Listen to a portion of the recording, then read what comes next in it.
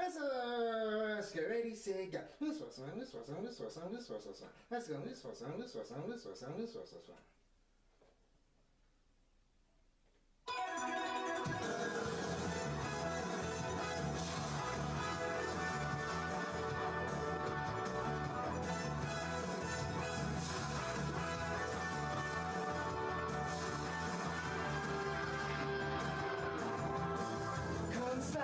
Rainbows in the sky, let's fly away like a bird. You're free to see the boundless face of the earth. Let the wind blow you like a knife and glide away. Far beyond the clouds, you'll find another place. If the road ahead seems so cold and gray,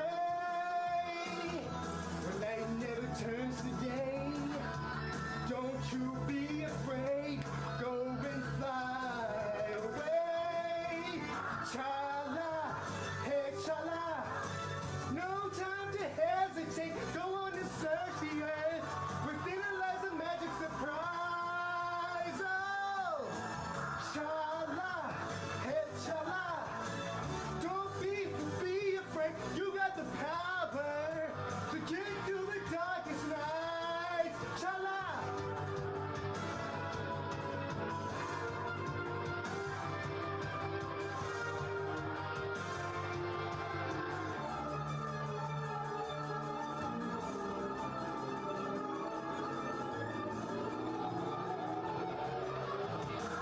Zooming round and round in the sky like a coaster.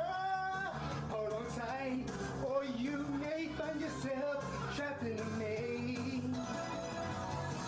When that happens, you may think you will never find your way. As the past, you may take sin or the same.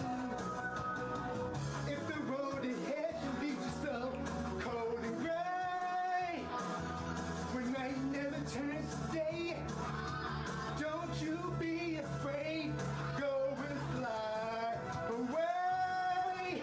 Chala, hey chala, no time to hesitate, go on and search the earth, within it lies a magic surprise. Oh, chala, hey chala, be cool, don't be afraid, you got the power to get you through the darkest night.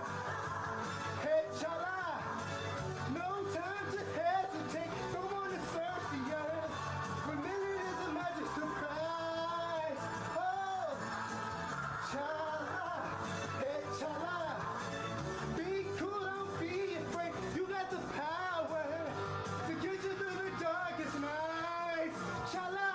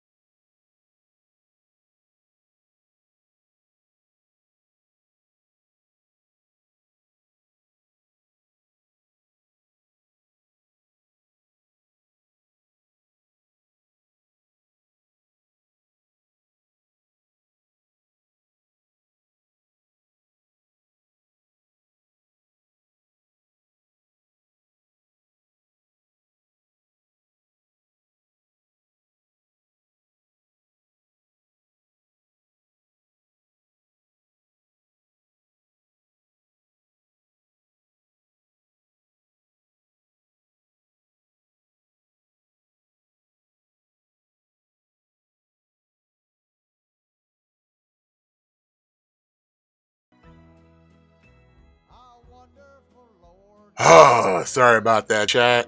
It is Monday night. Hold on. Fuck around. Stupid. Alright. It's Monday night, and you know what that means. It is time for ELW presents KliqBait Wrestling. What is going on, peoples? Be your boy Smith, as always, joined by my North American big boy tag team partner, Mattitude 22. What's going on, bro? Yeah, chilling. Sorry about Holiday that, there. weekend, wrestling weekend. Yeah, I got some stuff on the grill. That's why it took me a minute to charge. That's why I kind of had black screen there for a minute. But we're here. We're live. It's Monday Ooh, night. Dom's eyes all like fucked up. He might be eating that nasty. He got a pink eye. He got that pink eye. He got a black eye. And no, it looks like he like popped a blood vessel. But yeah, we got a lot to talk about.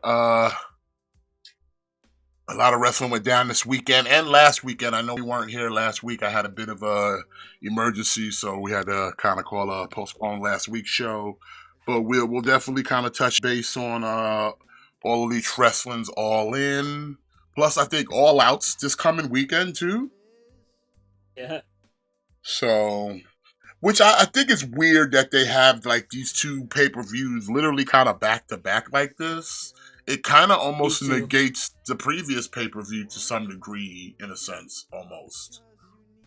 I feel it's like a thing where they put so much into All In, and then by the time we get to All Out, it just feels like a very like rushed show because everything goes into All In, and then oh shit, we got a pay-per-view a week later, so we gotta just kind of okay, I don't know, I'm jumping ahead, but like the main event is just Bryan Danielson and Jack Perry, and then Jack Perry issues an open chat, or Danielson issues an open challenge, just because we gotta get a match made quick, you know? Yeah. Like we gotta get a match, we gotta get a main event on paper. You know, like again, AEW is still trying to sell us pay-per-views, right? They're not in the position WWE is, so they're still trying to sell us pay-per-views. So it just feels very like rushed. Like we gotta rush to get a card together so that we can entice people to order this pay-per-view. Yeah, it's too close together. Also, right now it is live. It's Monday Night Raw. We got Rhea Ripley. We got Dominic in the ring right now, and he's kind of getting just booed out of the building as always. He got that Vicky Guerrero heat.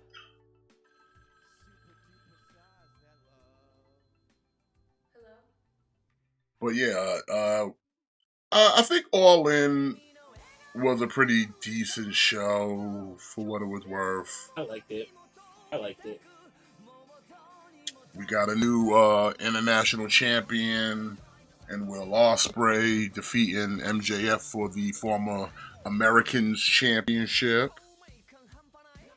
Yeah, which again kind of makes the whole, like, what was the point of MJF taking the title from Ospreay in the first place, just to pass it back to him, you know? But also with that, we got the return of Daniel Garcia, so I guess WWE couldn't get him because he signed back with AEW, which, you know, cool for him.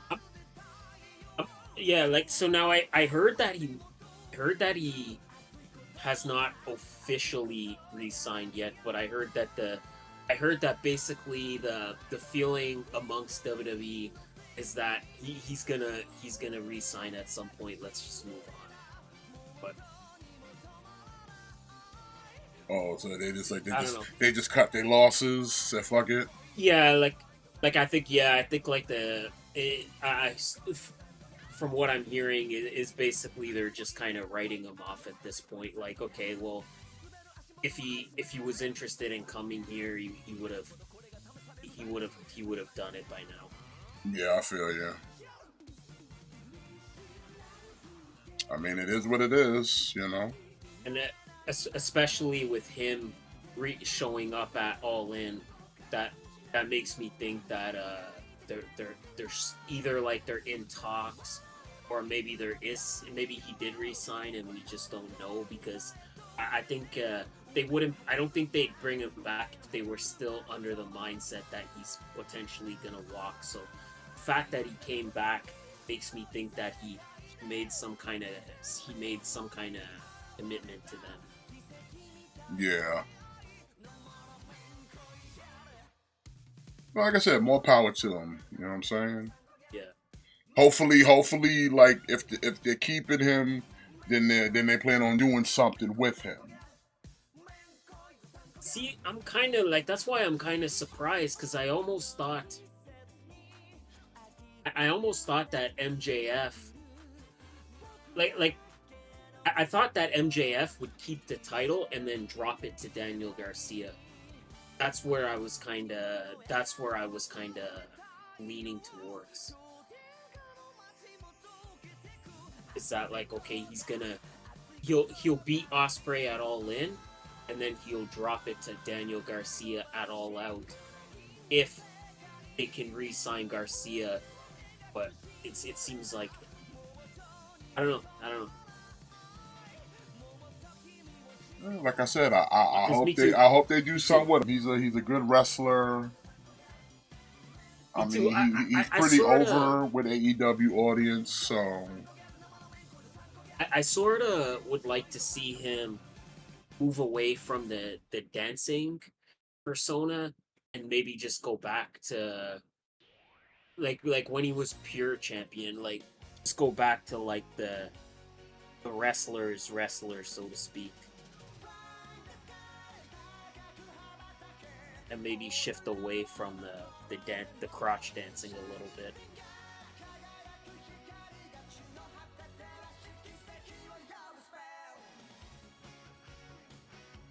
Are they about to have a 6-person tag with the Wyatt Six?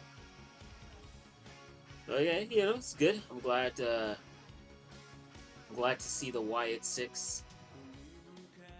Oh no, it's Alpha Academy. Oh, booty. 100% A-grade booty. American-made booty. Okay? Well, there you go. American-made booty. American-made booty. You heard it here first. Booty. Hey, got this new faction and we want to establish that's based off of a dead guy. How do we get him over? I know, not put him on TV.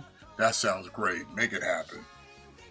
See, like that's the problem, and it's like I said, it's unfortunate too.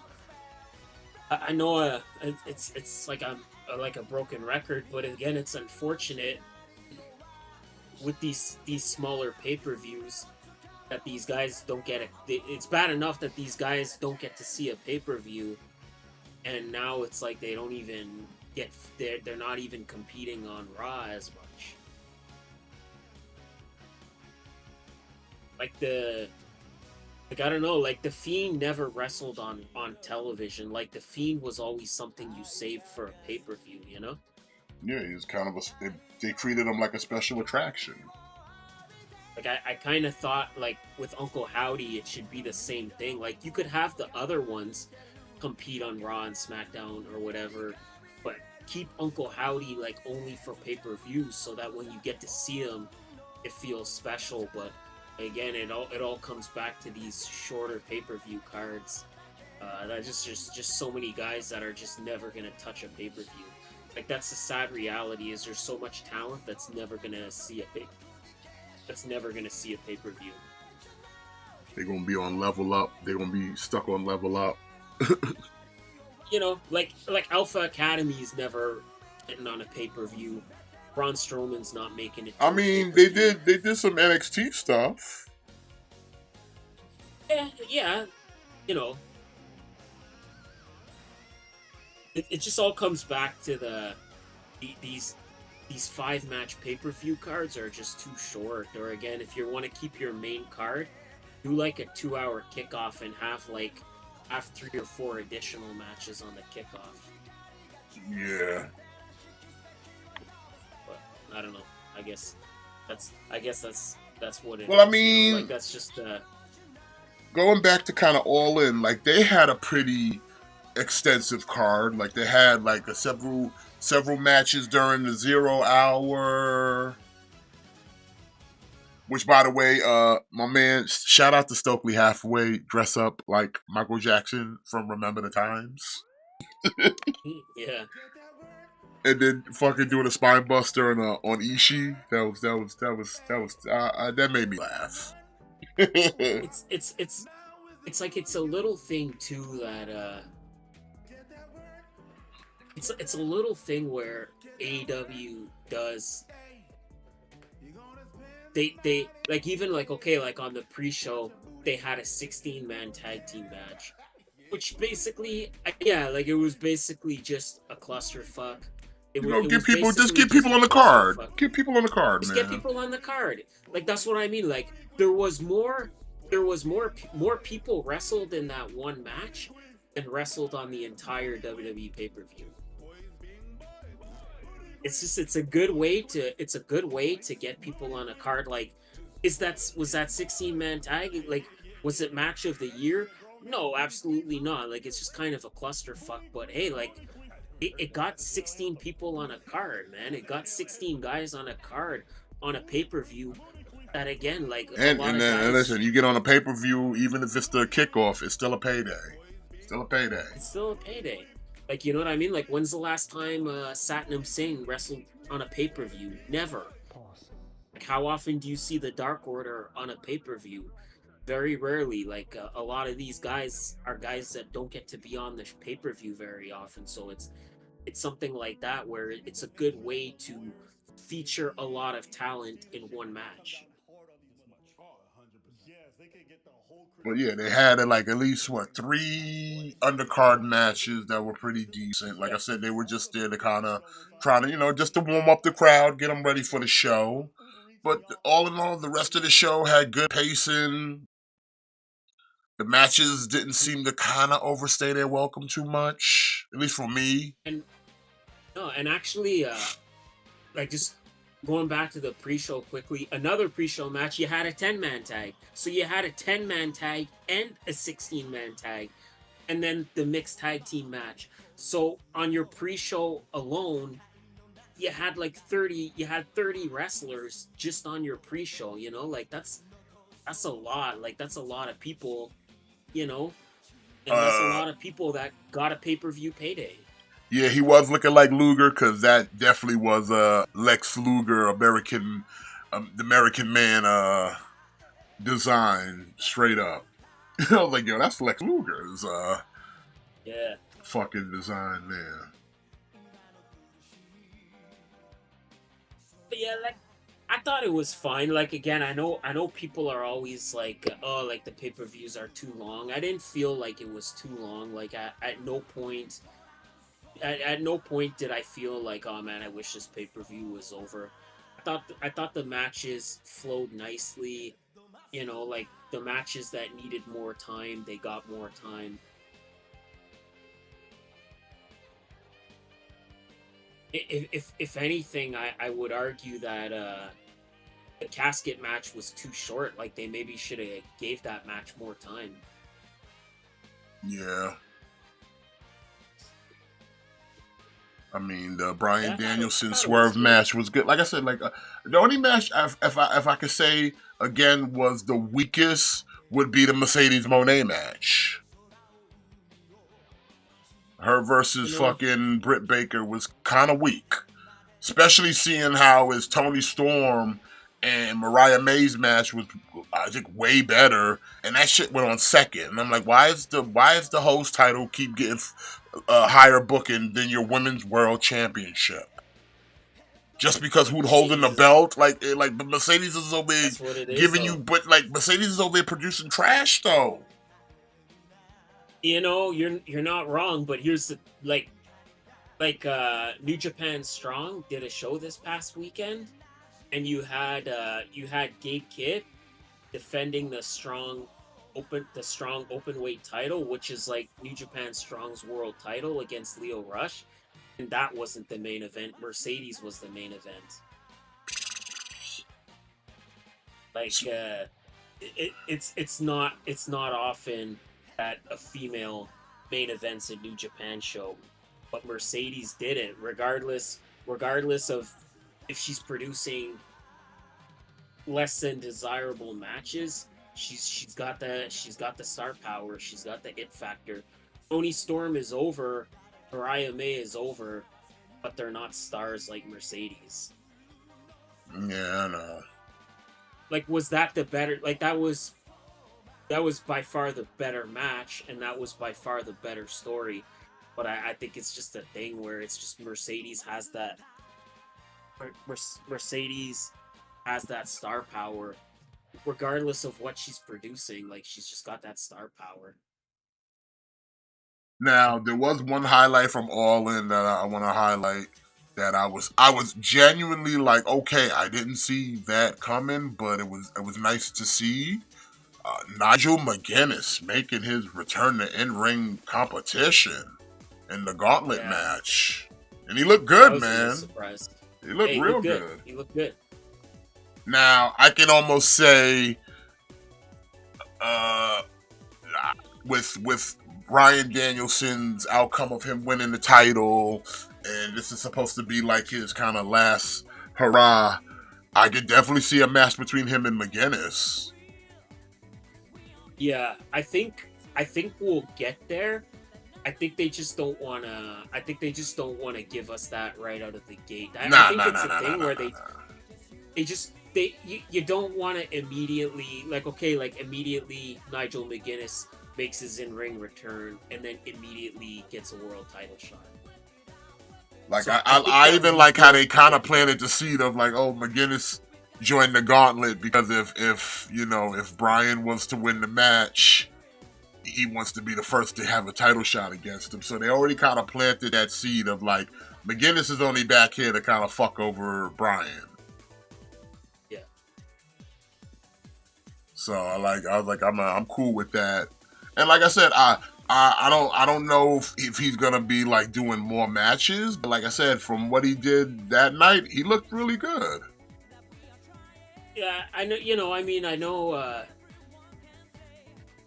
There was a little issue with timing early on, but I saw a lot of people kind of shitting on Nigel because there was a couple spots early on where his timing was off. To that, I say, give him the benefit of the doubt. Like, he hasn't wrestled in 13 years. Give him the benefit of the doubt.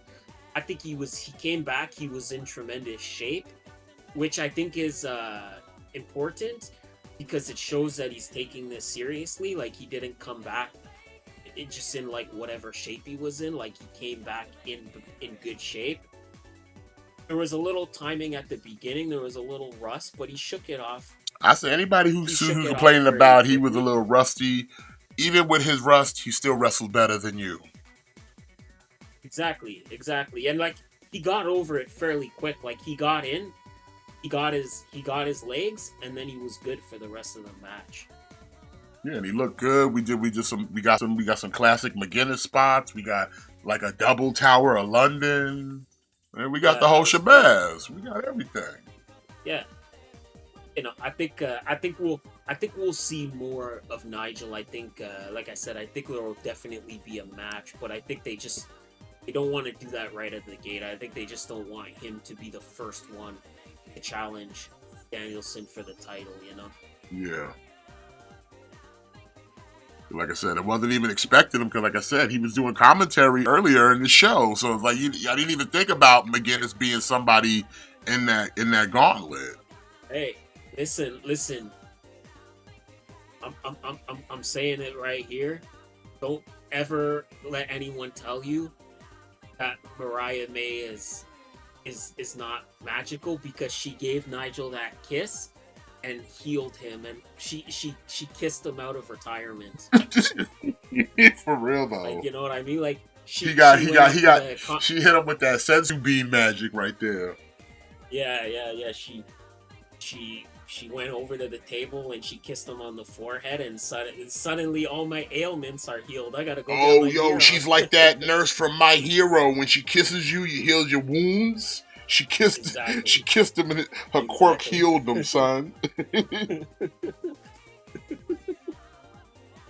She kissed she kissed him out of retirement.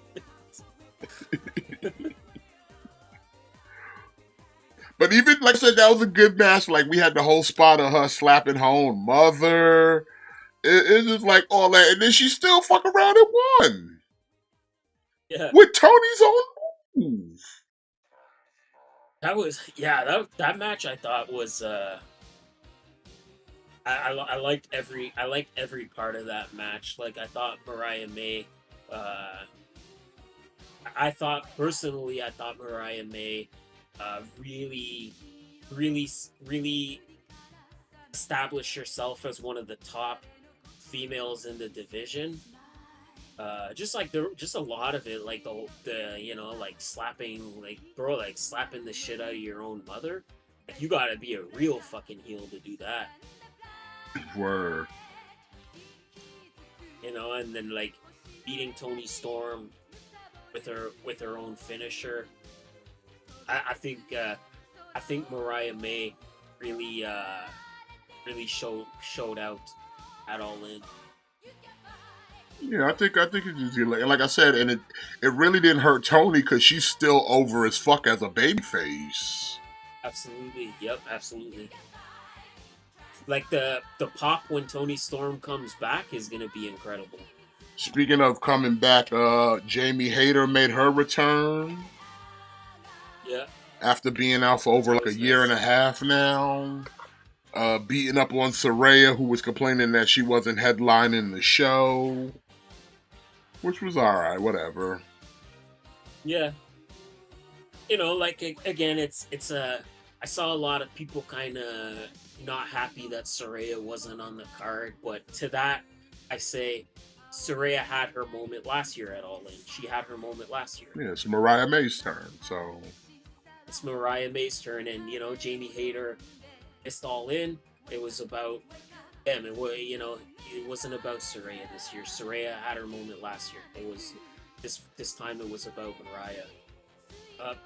Kind of okay. I got to talk about the biggest. I would argue the biggest upset of the night, by far, the new trios champions, Claudio, Yuta, and Pac winning the trios championships. In a million years, I could not have seen that coming.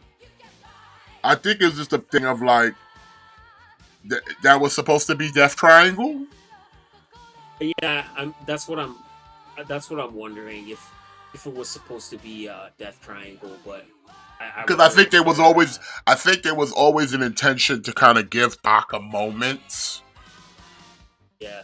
But it was gonna be originally with Death Triangle, but since they're no longer there, it's like, okay, how do we do this? All right, throw them in with the BCC.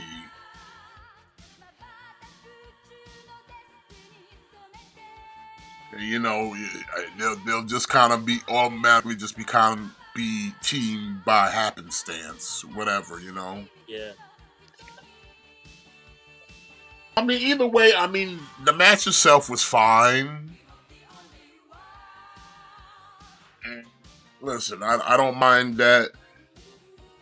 But, okay, almost forgot.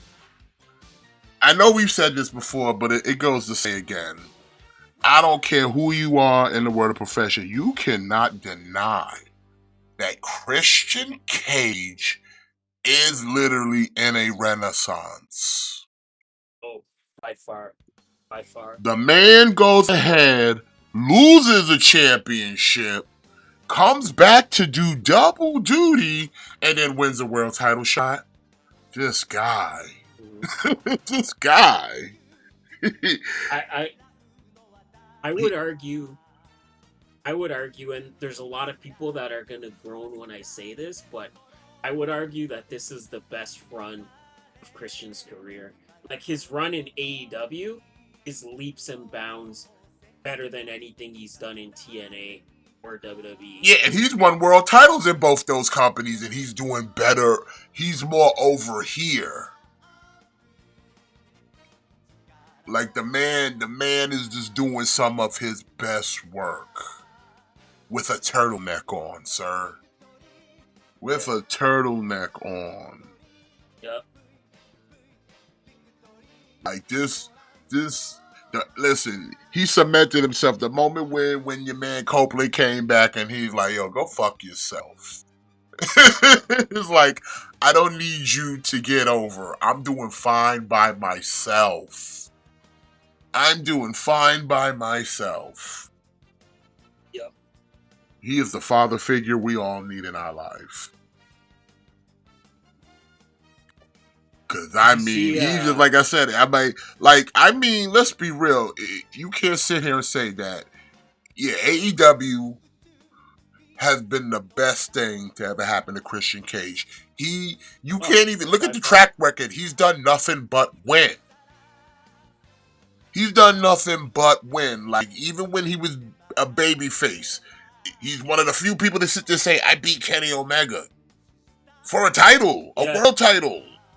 Yeah, there's not a lot of people in AEW. It's a short list of people that can say they've beaten Kenny Omega, like Pac, like Christian.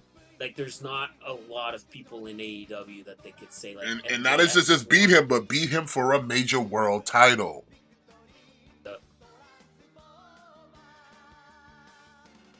But real quick, I want to kind of segue. I'm sorry, because just really quick. We forgot to touch on it too.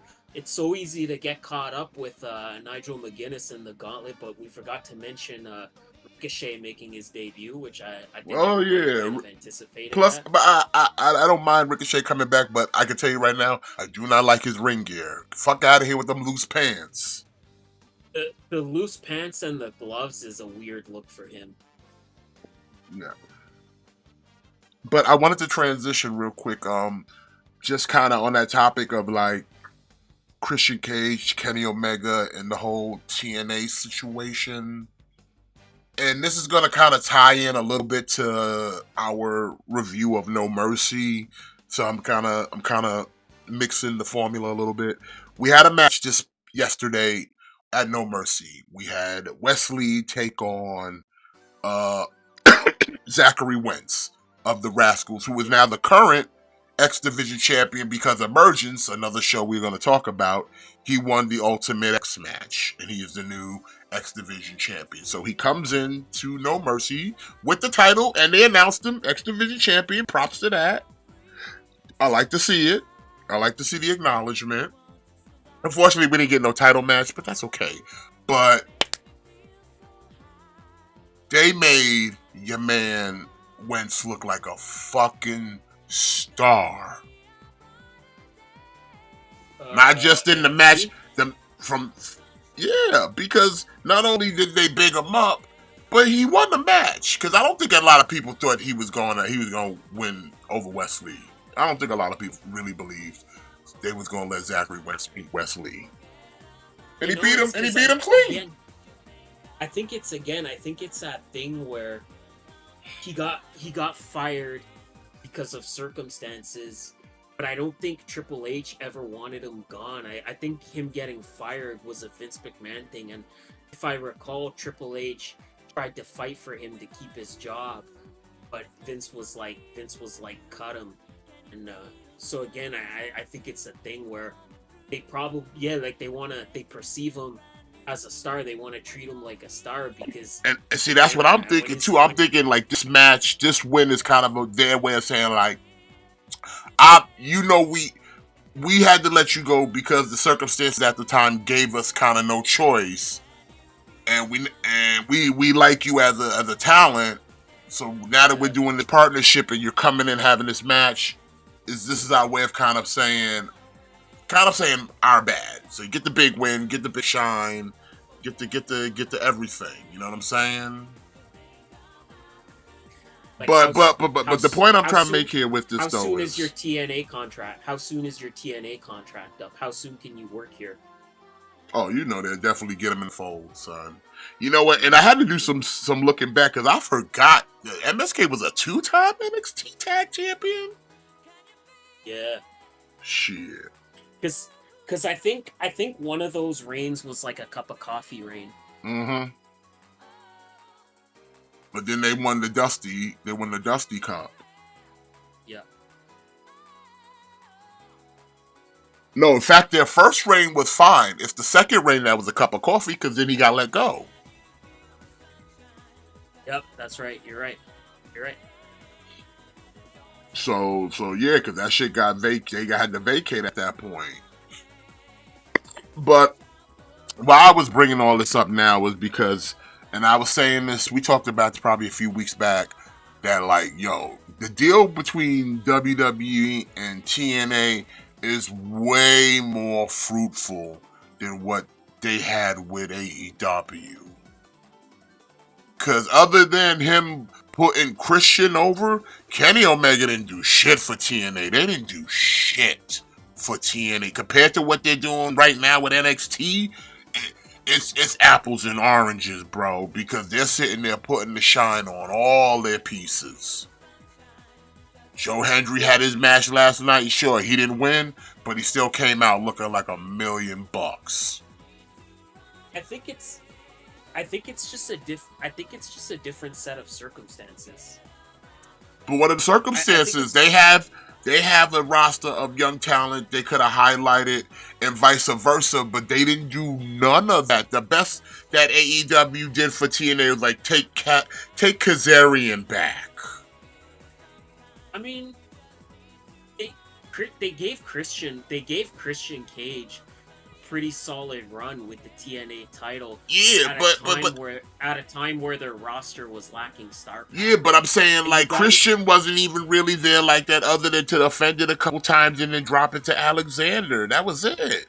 No, that's not true, man. He was there. He was there like every week. He was there like a good couple of months. But I mean, it didn't, like I said, but it didn't do anything for TNA in the sense of, okay, so you have Christian Cage, a guy who's established himself in this company and another company. Sure, he was here for a while too, but everybody knows where he really made his bones. It's like, what did they do? What did AEW really do for TNA outside of saying, hey, you can have Christian for a little bit, you can have Kazarian for a little bit, but like, did anybody from TNA really go over to AEW and do anything of noteworthy, or even just like, can you remember? But that's not what it was about. They like the AEW TNA partnership. Basically, what it was is who had the world title before Kenny. It was Homeless Rich Swann. So think about it. Like, Kenny comes in, he wins the title. Okay, like, was he there all the time? No, he wasn't, but he certainly added some intrigue to a time where it was the pandemic era. There was no fans. You know, Kenny kind of brought some excitement to TNA. Yeah, but I'm saying he brought some excitement to TNA. He wins the title, and then like he'll show up once in a while with the Good Brothers, who were the Impact Tag Champions at the time, but they spent more time hanging out at fucking Dynamite than they were fucking on Impact. And it's like, but I'm just saying, like I'm saying, he had I'm some not good matches while he was yeah, there. he had some good matches, but I'm saying the overall product, like, they didn't really do that much of a favor for TNA in a long run. Like, they didn't highlight any of their stars. They didn't give a platform for any of their guys to get some exposure. They just was like, here, we'll let you play with Kenny for a while, and he can beat up on our guys. But I think that's just what it was supposed to be. But how does that help TNA? How does that help TNA? I'm telling you. They gave them some stars at a time where their roster was lacking star power. Like, who did they have? Yeah, I get it. The roster was full of dudes like fucking Johnny Swinger. I get it. Yeah. But if you want me to like take a guy like a Dieter or anyone seriously, at least put them in a situation where they look like they are credible. Like I said, the reason why this NXT TNA shit works more is because they're bringing people from TNA to NXT, making them look like stars. They're sending their young people from NXT over to TNA to get some seasoning. So it's a win-win on both sides. You expose this young talent who y'all are pulling from straight out of college and putting them in a different wrestling situation other than what they know, which is the PC. So that helps them learn, helps them grow, while you take some of their guys and say, hey, look at Jordan Grace, look at Joe Hendry, look at the Rascals. There's no denying that, but the whole thing with the you TNA got Dempsey AEW over thing, there having good matches on Impact. Like it's benefiting both parties way more than what AEW was doing with them, because they didn't do that much. Sure, bring Kenny Omega on our show once in a while, but even with the limited star power, you could have done something with the people that they did have at the time. But they did what they set out to do. Like, that's what it was supposed to be. It was a talent exchange. It was, hey, we'll give you Kenny and Christian, and we want to use the Good Brothers.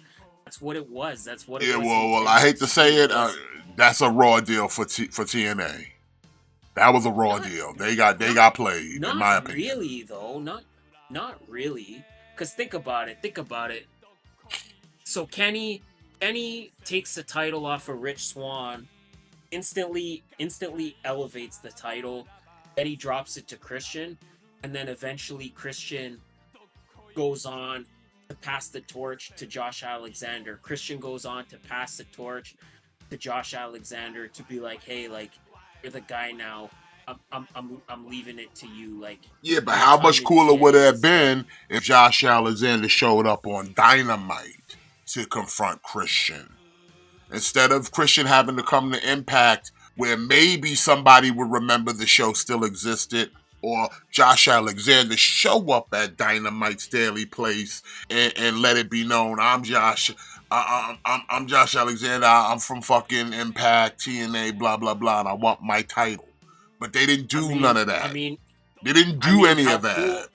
How cool would it be if Ethan Page showed up at Emergence and took out Joe Hendry to add some fire to that match? Like, how cool would that have been if Ethan Page shows up? That would have been cool. That would have been cool. So you can say that about a lot of things, but I'm saying like you're throwing in that scenario, but it's like, to be fair, they've already done that with Jordan Grace.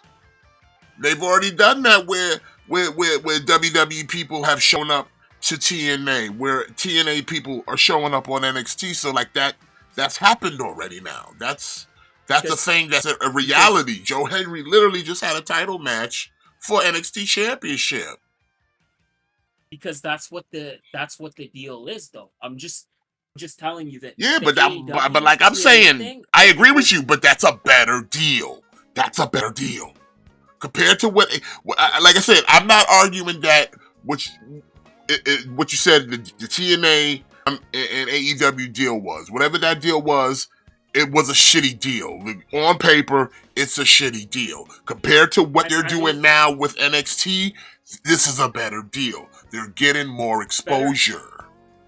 Better or worse is just a matter of perspective. It is, but if you look at the overall product, like, people now know more that TNA is a thing compared to when they were sitting there doing business with AEW. Yeah. And I've said this, and outside of the deal alone, and I've said this about AEW several times, the biggest problem they have is they don't know how to introduce people. And they didn't do nothing for TNA to introduce anything. Like the way they do for the cats from CMLL every now and then, where they'll give them a little promo package before they introduce them to the ring. But other than that, they don't know how to introduce people. And they didn't do no favors to TNA back in those days when they were still Impact. They didn't do him any favors. Again, though, like they kind of did. Like, I think maybe it's just because it's just maybe because it feels like so long ago, but go back and look at those. Go back and look at a lot of those pay-per-views. A lot of those pay-per-views were shit outside of Kenny Omega being and like I said, how does that help TNA? How does that help TNA? Especially when everyone knows TNA is the third company. Watchable. But I'm saying, but everybody knows TNA is the third company. So if you want to sit there and go, okay, WWE, AEW, TNA, they're the third company that it's like, yeah, their shows are usually shit. We come here to make it better. But it's like when we leave, the product's just gonna go back to being shit. Okay, let me put it to you this way. Let me put it to you a different way.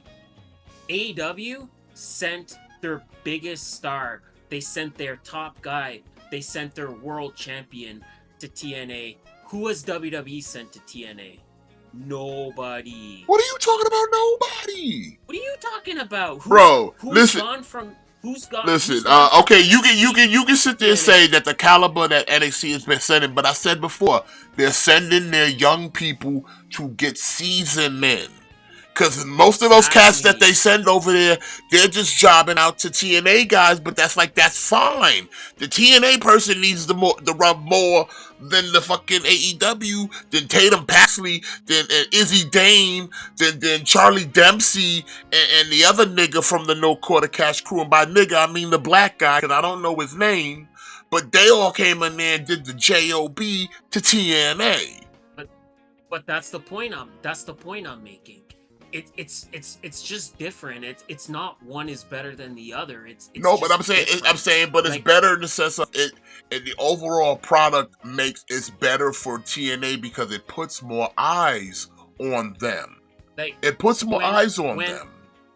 Whereas where AEW deal didn't put more eyes on Impact.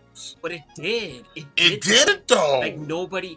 It did though, like nobody. Bruh, I remember that it wasn't, son. It wasn't. I'm telling you. Outside of the moments where Kenny was there, if he wasn't there, it didn't do anything. But that's not that's short-term thinking. That's short-term thinking.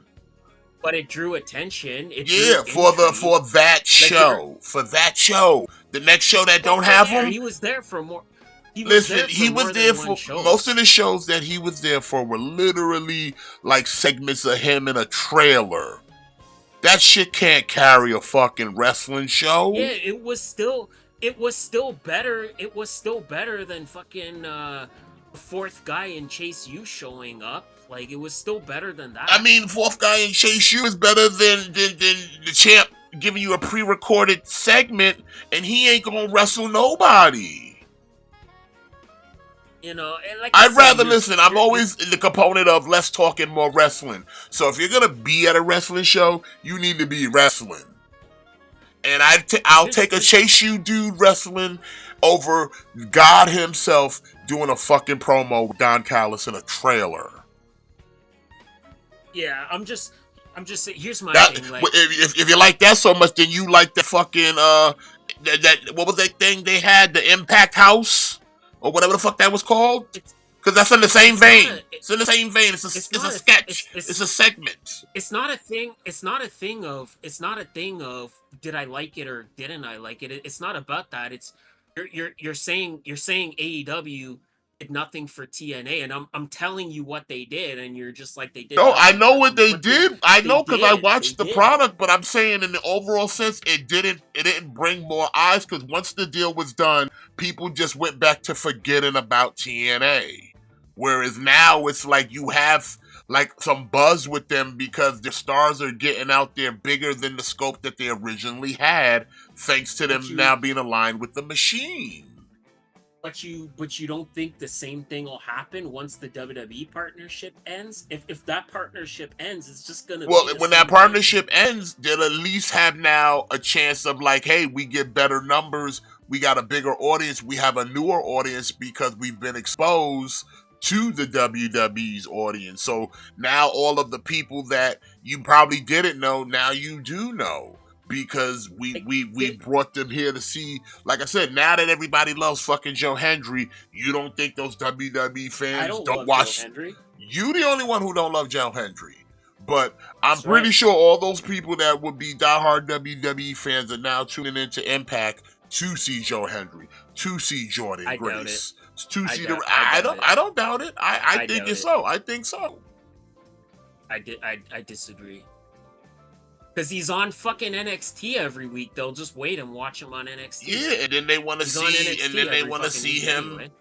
on TNA. Same thing with Jordan Grace. Because you think they really care Here's about Les Bros in the ring right now? Wow, nobody cares about that.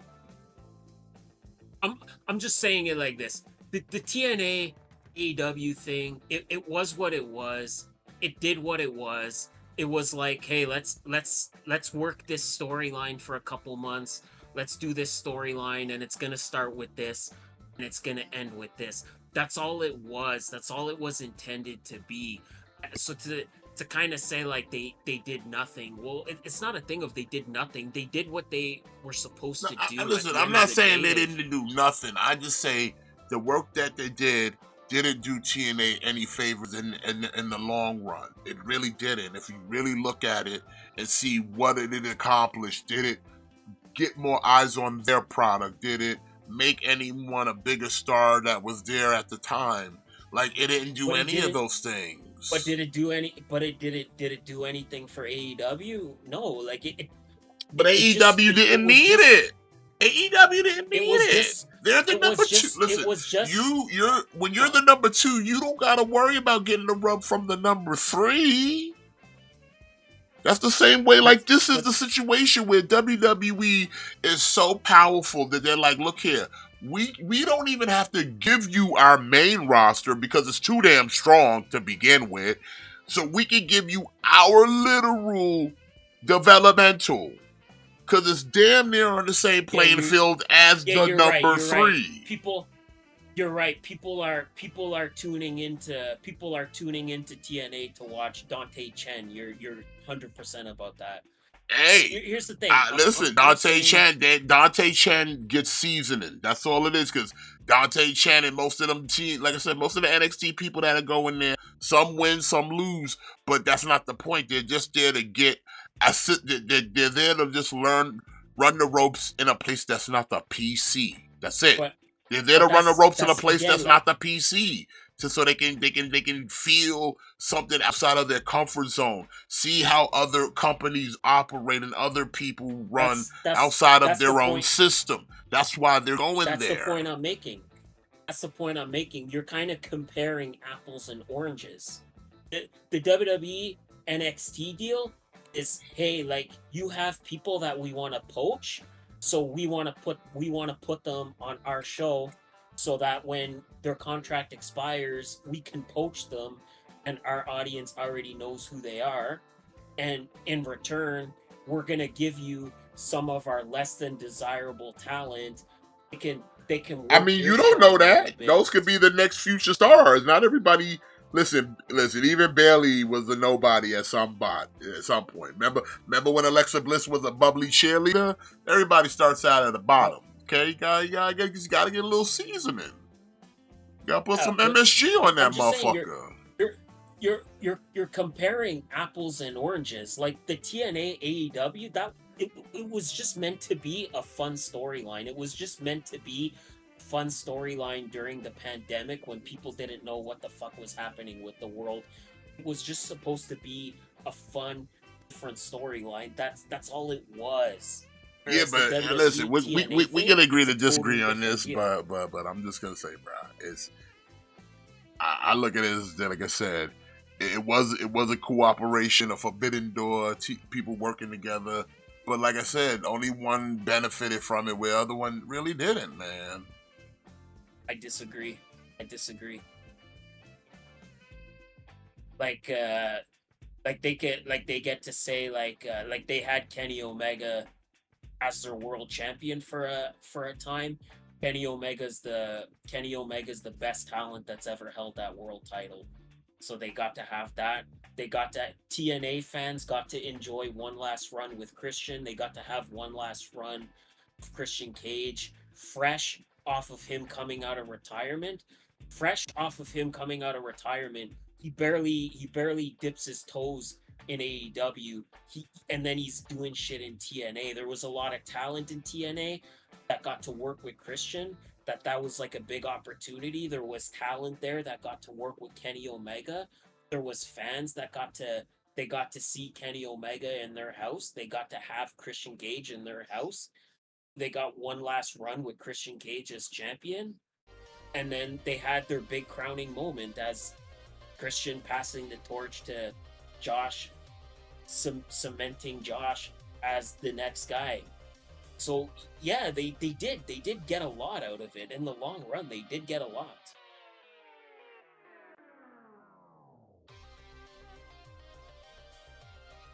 Like it's like it's it no it, it's not a thing of one is, for me at least, it's not a thing of one is better than the other. It's just that they're different.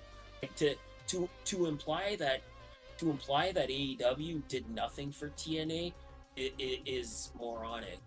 Like they did a lot in the they did what they intended to do. They did what they intended to do. Like I said, like TNA fans, they got to have one last run with Christian Cage, fresh off of Christian coming back from injury. They got to have Kenny Omega for a little bit. We got to see some new matches. Like we got to see Kenny Omega and Sammy Callahan in a death match at Slammiversary. Like that was pretty wild. Probably the biggest, I would argue the biggest match of Sammy Callahan's career. He got to main event a big pay-per-view in his style of match against God. Like Kenny Omega helped elevate Moose, like they had their program with Moose. Like I said, the WWE TNA thing, it's just different. It's just different. It's not I think one is better than the other. It's just that I think that they're just different. The WWE thing, there's talent there that they want to poach. They want to poach them. That's why it's a select number of guys. That's why the Rascals keep showing up. That's why Joe Hendry keeps showing up. That's why Jordan Grace keeps showing up. Because it's people that they want to scout. It's people that they want to poach. That's why you're not getting Rhino in NXT. You're not getting PCO in NXT. You're not getting Brian Myers in NXT or Eric Young, because they already had those guys, and they've used whatever they could out of them. They're getting the young guys that they want to poach, and in turn, they're sending over some less than desirables to TNA to kind of help beef up their show a little bit. Like we haven't seen no title holders in TNA yet. Like I haven't seen anybody holding an NXT championship show up in TNA. Where was Roxanne when she was feuding with Jordan Grace? She didn't show up once. Where was Ethan Page when he was feuding with Joe Hendry? He didn't show up once. Like you could have had Ethan Page come out at Emergence and attack and hit Joe Hendry with the title or something, and that's how the system gets the win. But no, you didn't get nothing like that. They didn't do nothing like that. When the Rascals win the number one contender match and they fight Axiom and Nathan Frazier for the tag titles, you think that match is gonna be happening in TNA? It's gonna be happening on NXT. Bro, Charlie Dempsey is a nobody, bro. He is a nobody. Nobody knows who the fuck Charlie Dempsey is. It's just us marks that know he's the son of William Regal, but the average person doesn't know that. The average fan doesn't know that. He's not Charlie Regal. The average person doesn't know that. It's just us marks that know that. So yeah, he is a nobody. Sorry to break it to you. But yeah, he is a nobody. Tatum Paxley, nobody. Riley Osborne, nobody. Fucking Dante Chen, nobody. Nobodies. I gotta have a drink. I'm getting worked up.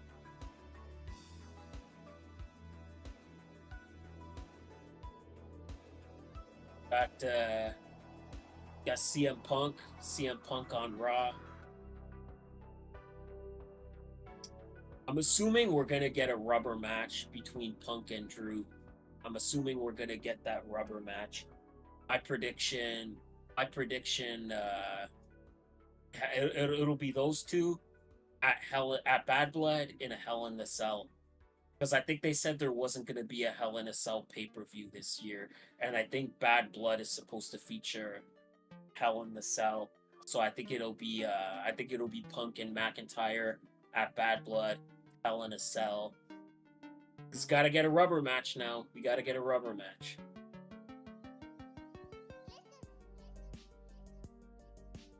It's like, I don't know, like, again, if it was me, if I was booking the show, I would be thinking like,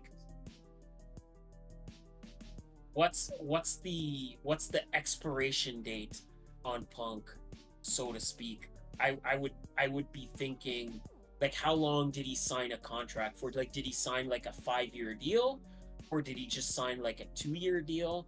Like, how long is his body gonna hold up? I would be thinking, okay, this is where we want Punk to win the title.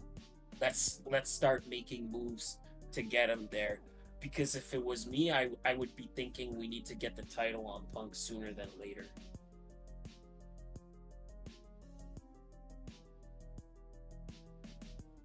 Like, I don't know if maybe Survivor Series, Survivor Series would be like, not necessarily by date, but Survivor Series would make 1 year by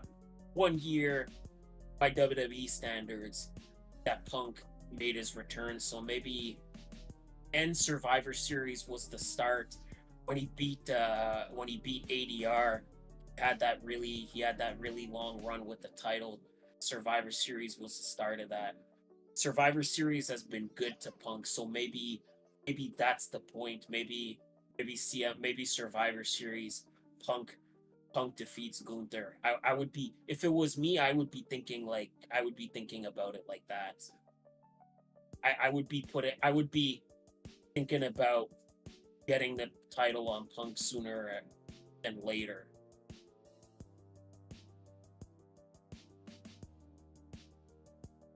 Like Gunther doesn't need to hold the world title for 600 days. He had a really solid run with the IC title where he broke all kinds of records. He doesn't need to have a super long world heavyweight title run. He can drop the title. Let him drop it at Survivor Series, and then Punk can main event WrestleMania as world heavyweight champion. And I'm back. What did I miss? CM Punk's cutting a promo and Drew McIntyre jumped in from behind. Okay, sorry about that. You don't have any more? I'm good now. The meatloaf is done. It's resting. Sorry, I was holding it down. Nah. You good, bro. I was just kind of speculating. Maybe maybe Survivor Series, Punk wins the world title from Gunther, because Survivor Series would mark 1 year since he returned to WWE. Plus, Survivor Series is where he won the WWE title when he had that really long title run. So maybe, okay, you were ahead of me Survivor because I'm Series. at the part now where McIntyre's beating him up and Barrett's breaking him up. Okay, got you. Yeah, I mean, we were bound to get a rubber match between these two. I'm thinking these two at Bad Blood, Hell in a Cell. You think? Yeah.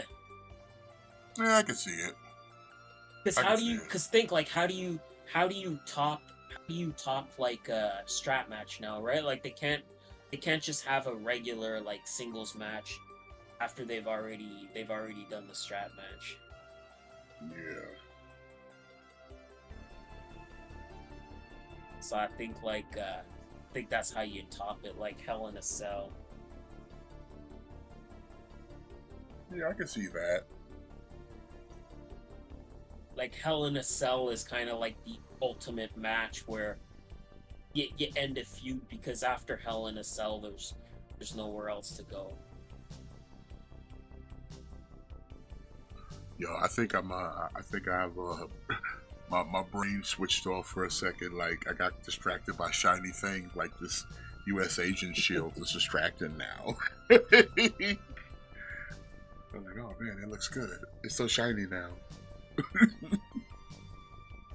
It is I'm shiny. sorry. I'm sorry. Listen, I recommend if you have it, do that. Like go to like your hobby shop, find some like a medium about the size of probably like your fingertip.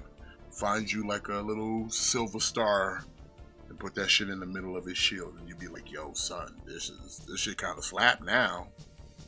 This shit kind of slap now. Definitely takes it over the top.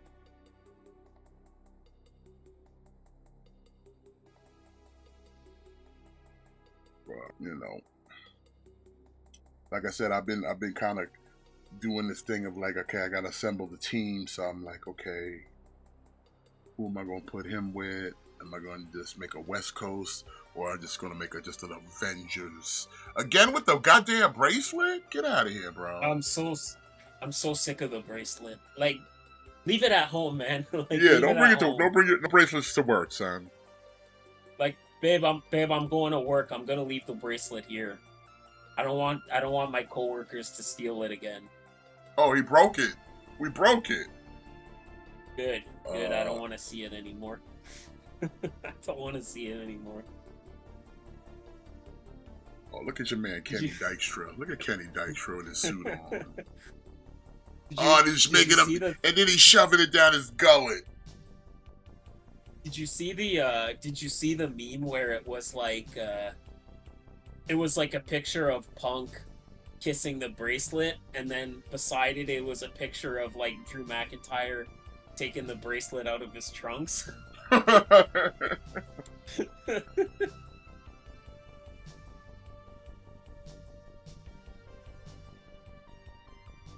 Again, like Drew McIntyre to me is having the same problem that I feel with Hangman Adam Page. Like their motivations for why they do what they do just makes them kind of look dumb. Yeah. It's like again, it's like grown men that are more focused, and not even so much Punk as much as McIntyre. Like, Punk's trying to leave McIntyre in the dust, but it's like McIntyre is more obsessed with a bracelet than winning a championship. Yeah. Like, okay, you had your world title match and you lost.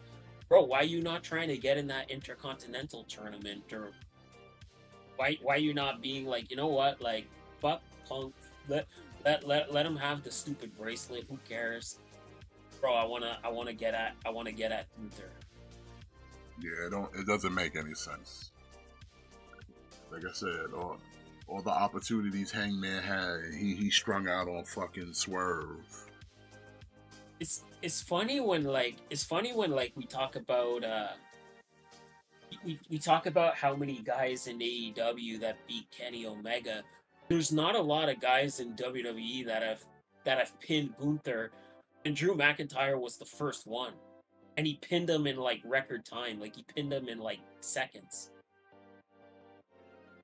Like, remember that Survivor Series match where it was NXT versus Raw versus SmackDown, and like Drew McIntyre hit Gunther with a Claymore and like eliminated him in like the first 5 minutes.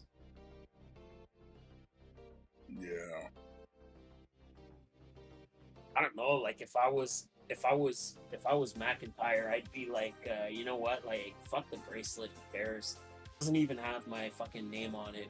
Who gives a shit, bro? Let me try to get at one of these championships. Let me try to get in this Intercontinental Championship tournament. For real though.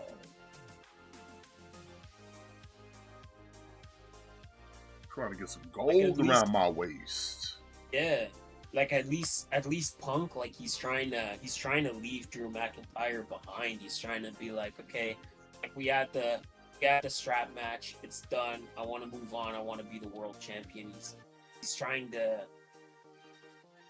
It's like he's trying to move on, where McIntyre, like he can't let go.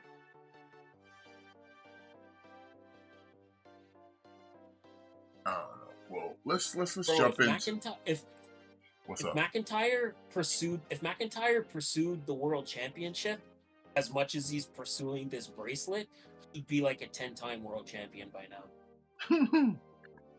For real though. For real. But let's jump into, we had I guess we kind of we didn't really go over emergence. We had TNA's emergence this past Friday, which, like I said, it wasn't a bad show. Like their Friday shows that they do, sometimes it could be a show where absolutely nothing happens, or sometimes it could be a show where like fucking everything happens. This was kind of a little bit of the latter almost. Yeah, I kind of felt like this was one of those like nothing shows. Like I said, the most you got out of it, you got a new X Division champion in Zachary Wentz winning the Ultimate X. That was a really good match, by the way. Yeah, like that was probably the most notable thing. Kind of surprised. I wasn't expecting them to take the title off Bayley so suddenly. Me neither, man. Me neither. But I guess they got some plan.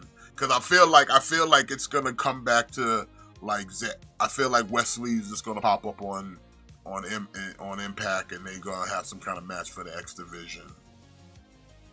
Yeah, I could see that. But I mean, like I said, the most part, like the Iron Man match was fine between Nemeth and Alexander. Nemeth retained, but other than that, like no other titles changed hands outside of the X Division. Like once I saw it was AJ Francis and Casey Navarro, I knew the tag titles weren't going to change hands, even though I kind of would have liked them to change hands. Big up to Casey Navarro, man. I remember him when he was just running around the indies, scrawny little fucker. He put a little mass on though. Yeah. I know he did a lot of MLW stuff too, and some GCW stuff. They should stop. See, like this is where TNA falls short, man. Like they need to stop fucking around and sign this guy already. Yeah. But like I said, Emergence was fine. It's like I said, it's TNA. Like, you had the 8-man tag, like the 8-man tag, which 7 out of the 8 men were like big names. Like obviously, Dirty Dango is not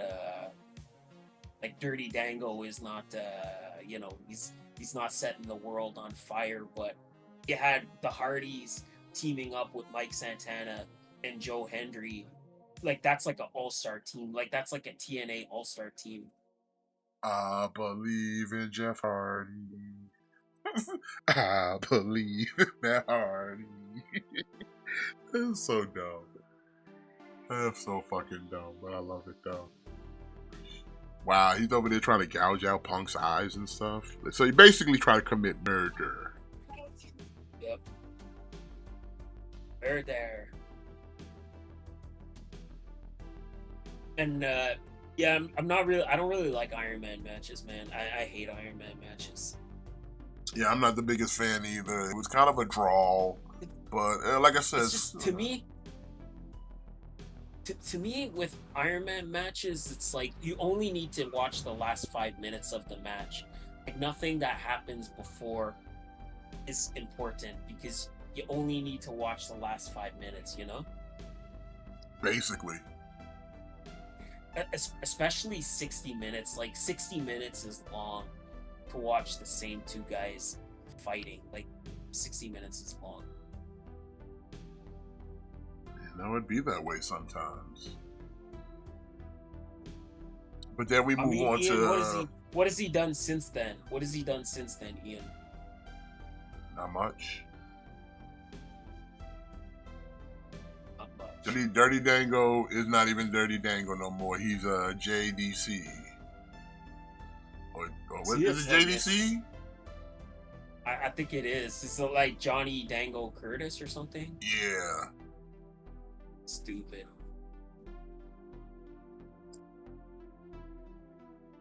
Wow, Dragon Lee, where the fuck has he been? Yeah. Last time I saw him, he's getting yeeted by Obafemi. Well, to be fair, the LWO are kind of background players. Like he was there on Raw last week, but it's like again, LWO are background players.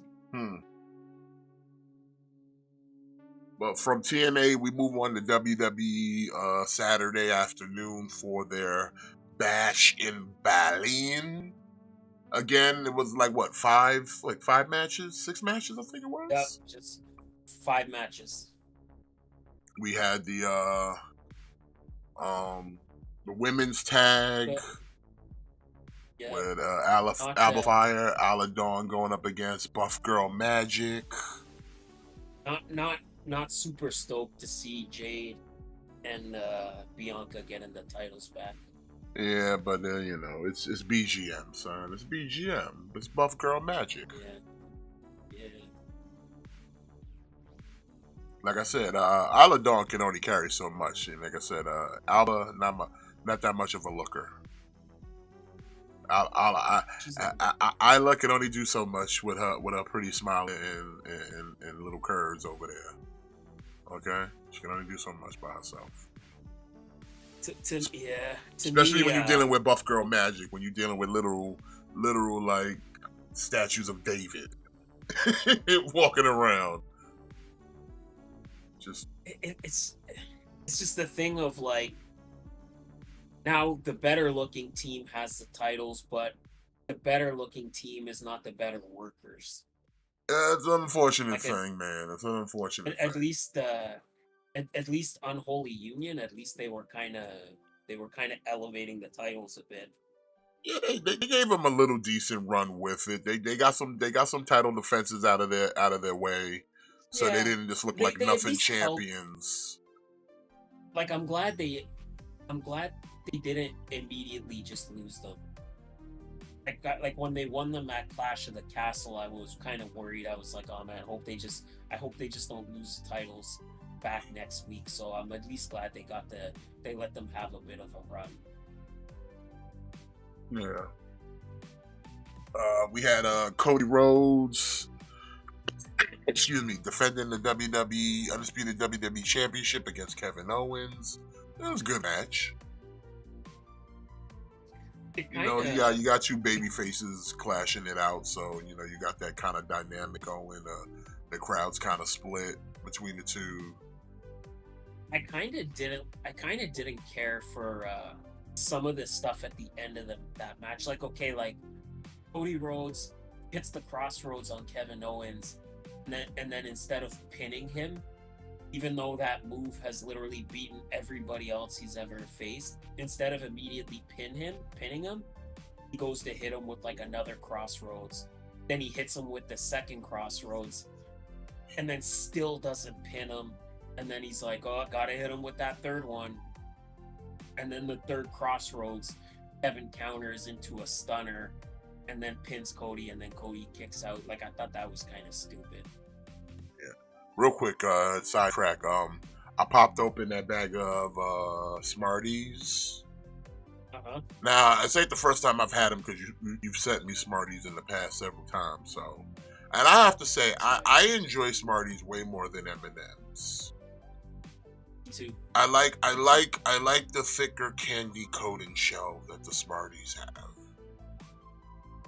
And it's like not too heavy with the chocolate because it's a little thinner than say what an M&M Yeah. would be.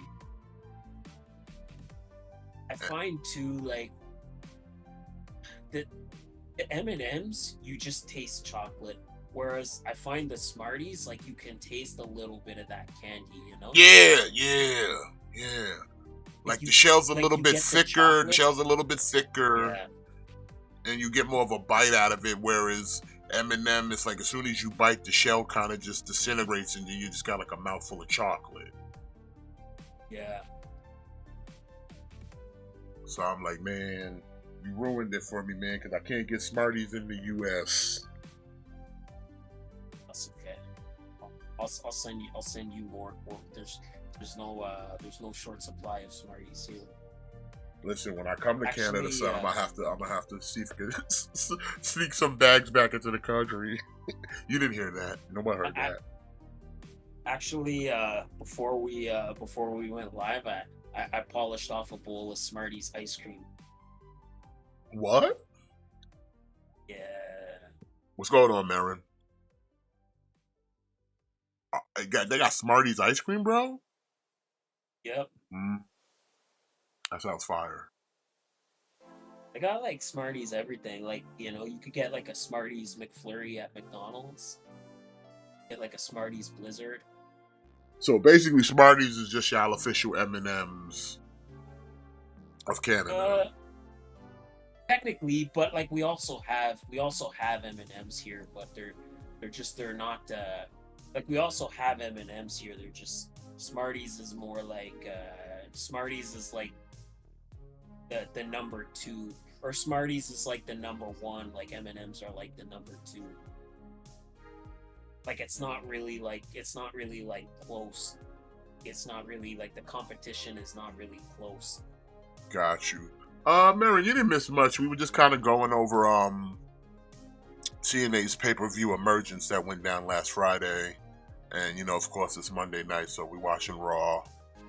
We're just kind of going over the Bash in Berlin now. But like I said, the match was fine. Cody retained. Yeah. You know, we move on from that. What was the next match they had on the card? It was the women's tag titles. Yeah, we talked about that already. After that we had the third match was the strap match. Oh yeah, the Punk and McIntyre, which again was fine. McIntyre lost. That's why Punk had to eat his bracelet tonight. Eat his crotch bracelet. His crotch bracelet. It's just they literally make a point to show Drew McIntyre taking the bracelet out of the front of his trunks after he had been wrestling for a few minutes, and then at the end of the match, like Punk is like kissing the bracelet, and I'm like, bro, that shit was rubbing his fucking nutsack, bro. Like, ew, yeah, brother, ew. Yeah. Like Punk might as well have just given Drew a blowy at that rate.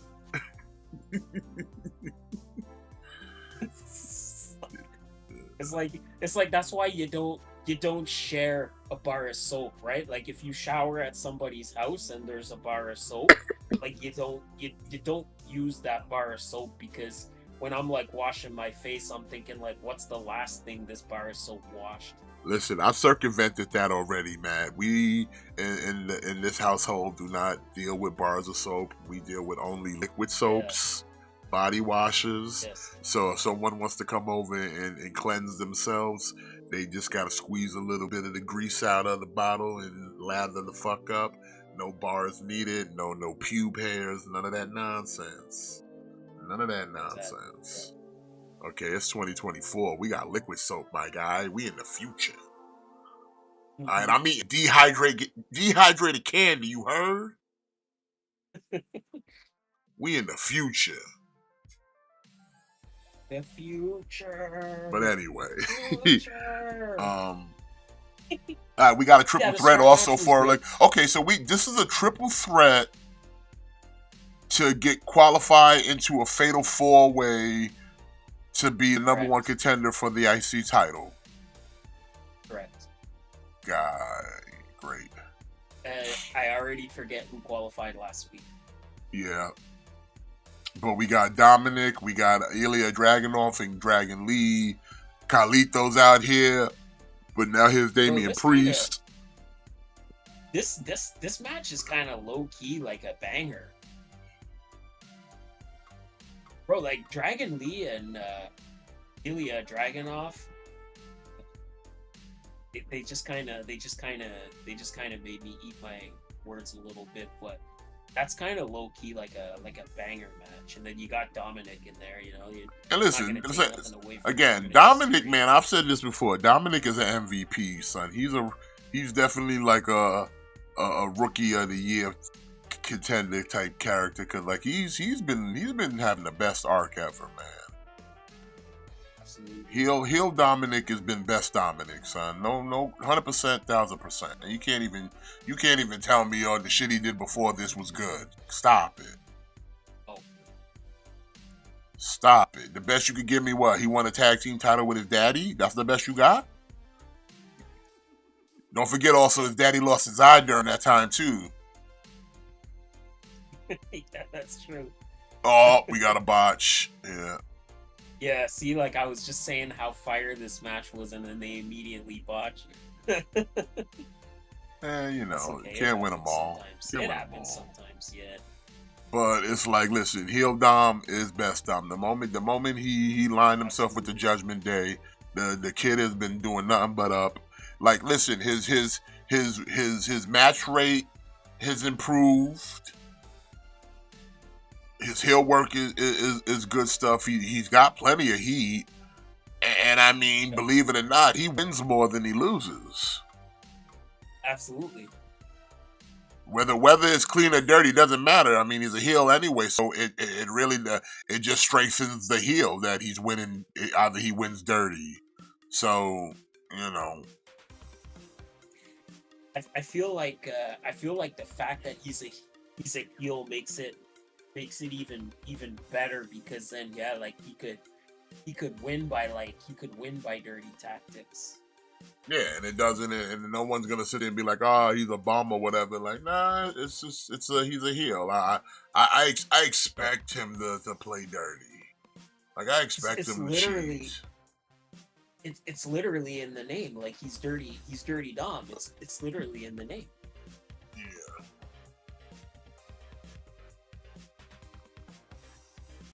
So I'm just like, yeah. I mean, what the problem is here?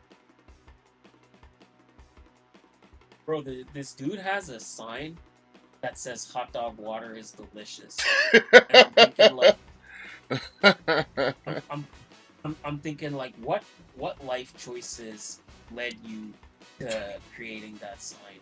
Listen, some of the signs nowadays cats be bringing to wrestling shows could be a show in itself, man. Yeah. Some of the signs, man. Like, I think the most classic one is Goldberg eats corn the long ways. Yeah. That's a banger right there. Eating corn the long way. Oh!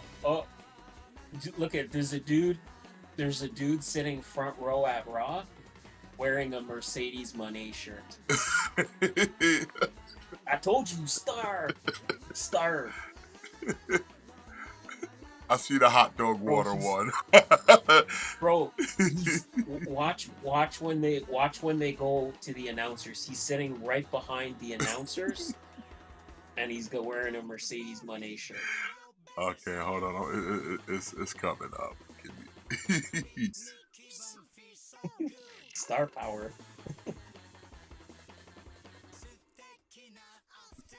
CEO.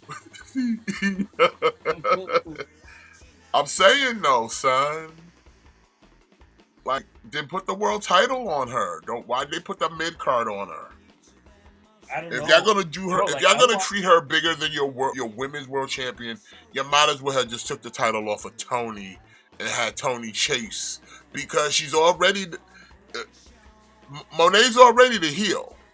So it'd have made more sense to just take the title off of Tony and have Tony chase. It's kind of wild, like watching Mercedes in AEW versus watching Mercedes anywhere else. Like, bro, like when she did that match at New Japan Strong, uh, her entire match, all you could hear was the crowd chanting CEO. Like they would not stop chanting CEO. Like it's wild. It's wild how much they hate her in AEW. The AEW audience hates her, but like everywhere else, it's like she's beloved. Yeah, because she's got the WWE rub on her. And she's Snoop Dogg's cousin. Star power. She's Snoop Dogg's cousin. Don't forget that.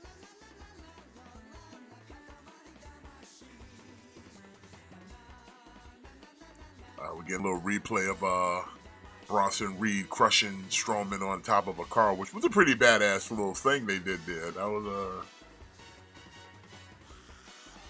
Yeah, again, that was like a fun match. I would have loved to see that at the pay-per-view. I can't wait till they add it in the video game or something, because that'd be cool. That would be cool.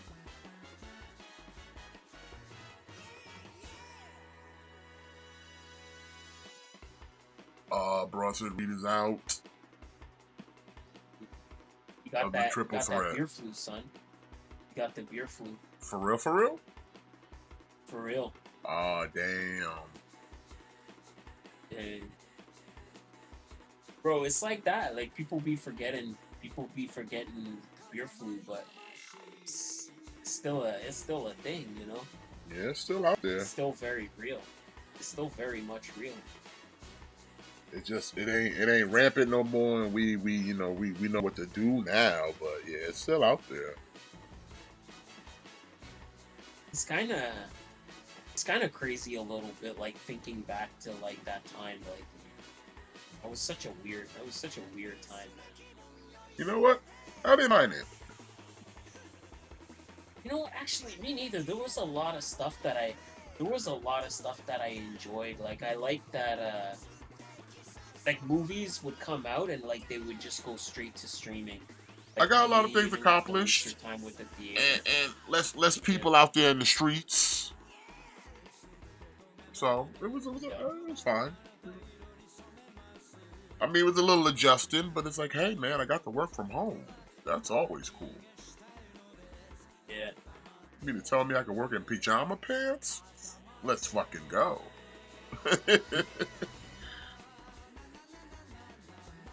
And I get to sit here and watch YouTube while I'm working. Like, hey, let's fucking go, baby. All right, we got the women's tag team champions coming out now. BGM, Buff Girl Magic. All right, or Buff Girl Muscle. If you're more of the athletic type, you can do Buff Girl Muscle. You can do Buff Girl Magic. You look at that first night as champs, and they're not even defending. They just coming out to flex. Hey, listen. Mm-hmm. They're having a number one contender match: Damage Control and Fire and Dawn. I would hope Damage Control wins. You know. All right, but back to where were we? Bash in Berlin.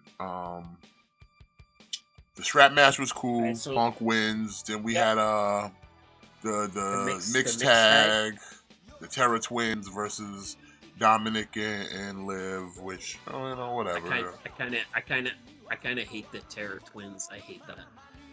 You hate the Terra Twins? I just the name is so cheesy. Yeah, I guess so, but like I said, the match was whatever. It's just a thing of like, hey, let them. Everybody wants to see Dom get beat up. Everybody wants to see Liv get beat up.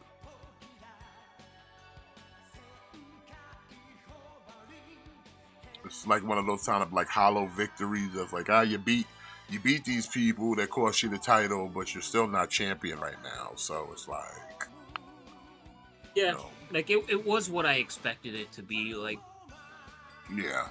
Again, at no point did I think this was going to be a 5-star match. Yeah, It we was had a what I little expected it to interference be. from the Judgment Day, of course. Yeah. Which I would say at this point, Judgment Day's pretty much kind of jumped the shark a little bit. Because this is like, what, the fifth? No, this is the, no. This is, the first incarnation was Edge, Rhea, and Priest. Then they got rid of Edge. Yep. And then recruited Finn. Yep. And then from there recruited Dominic. And then for a while, that was kind of the core group. And then we had the whole R-Truth thing. And then JD shows up. And then we get Carlito. And now we just have this new group. So this is kind of like what, the fourth iteration of Judgment Day? Yeah, kind of, yeah. I think when it was Finn and Rhea and Priest and Dom, that's when it was the best. Like, once they started adding too many people, like, once they added, like, JD McDonough, it was like, okay, I guess, whatever.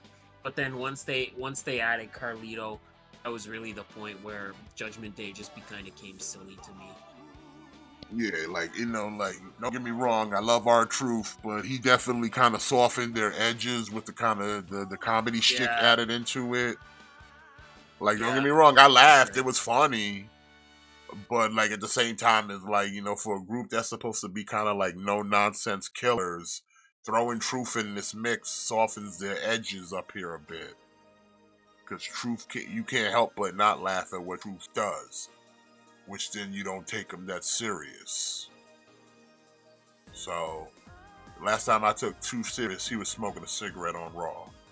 Okay? That was a long time ago. That was a wild time. That was a wild time. You know? Remember that one pay-per-view he main evented in a WWE title match against John Cena? Yeah, Capital Punishment or something like that? Capital Punishment. Yeah, that was back when him and that's kind of the beginning of Awesome Truth, because they was a heel tag team. Yeah. Yep. Because then him and Truth had that match with John Cena and The Rock at Survivor Series. Apparently Vince McMahon hated that match, and he blamed it all on Awesome Truth.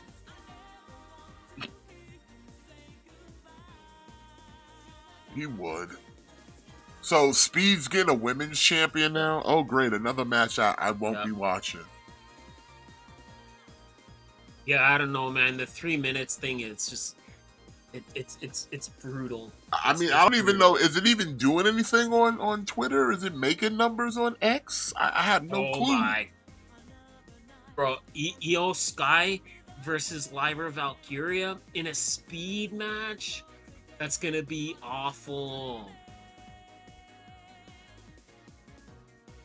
Like, can we bump that up to 5 minutes at least? Come on.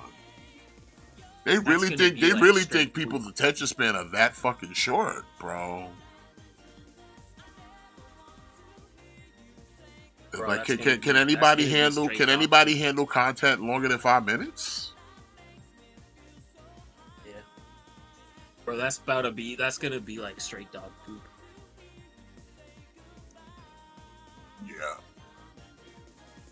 but that's just like, oh man, that's crazy though.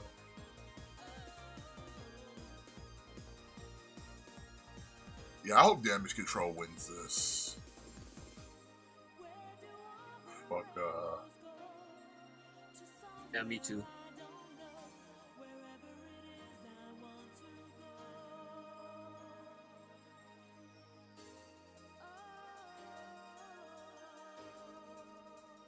I wouldn't even mind if Damage Control wins the titles. Hey man, they would be what, like 3-time, at least the faction would be.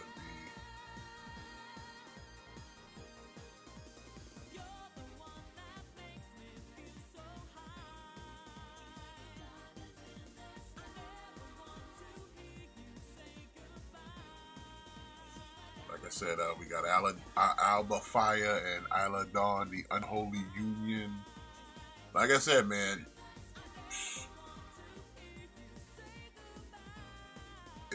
it's crazy to say, be like, man, Kaylee Ray is the Janetti of this tag team.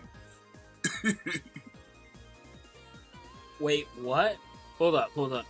Sonya Deville on Raw said there's not a man in this building who can take us home, or a woman in the locker room who can take us at all.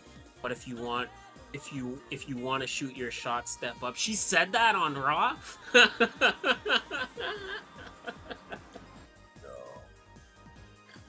A little on the nose there, Sonya. That's why they're the Les Bros, kid. Come on. Yep. All right, we got Kyrie and Isla in the ring, the fiery ginger with the good round, nice ring attire over here. Here's the thing though. Here's the thing with the Les Bros. Like at the end of the day, the whole thing with there's not a man that could take us home. All three of them look like they could be named Fido. So I don't think the lesbian thing is anything to do with that. Listen, they wear underwear with dick holes in them, okay? Absolutely.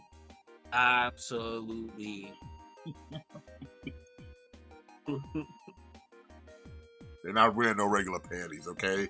They wearing them Fruit of the Loom boxer briefs. With the dick holes in them. With the dick holes in them, okay? So they can pull out the strap. Yeah.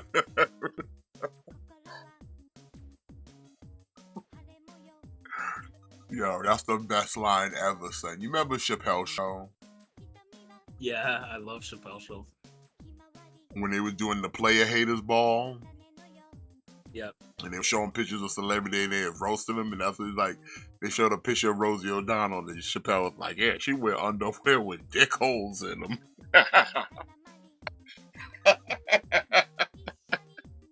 And they're like, hey, if you're a dude, you understand what that means. Get the fuck out of here, bro. I can't. I like the I like the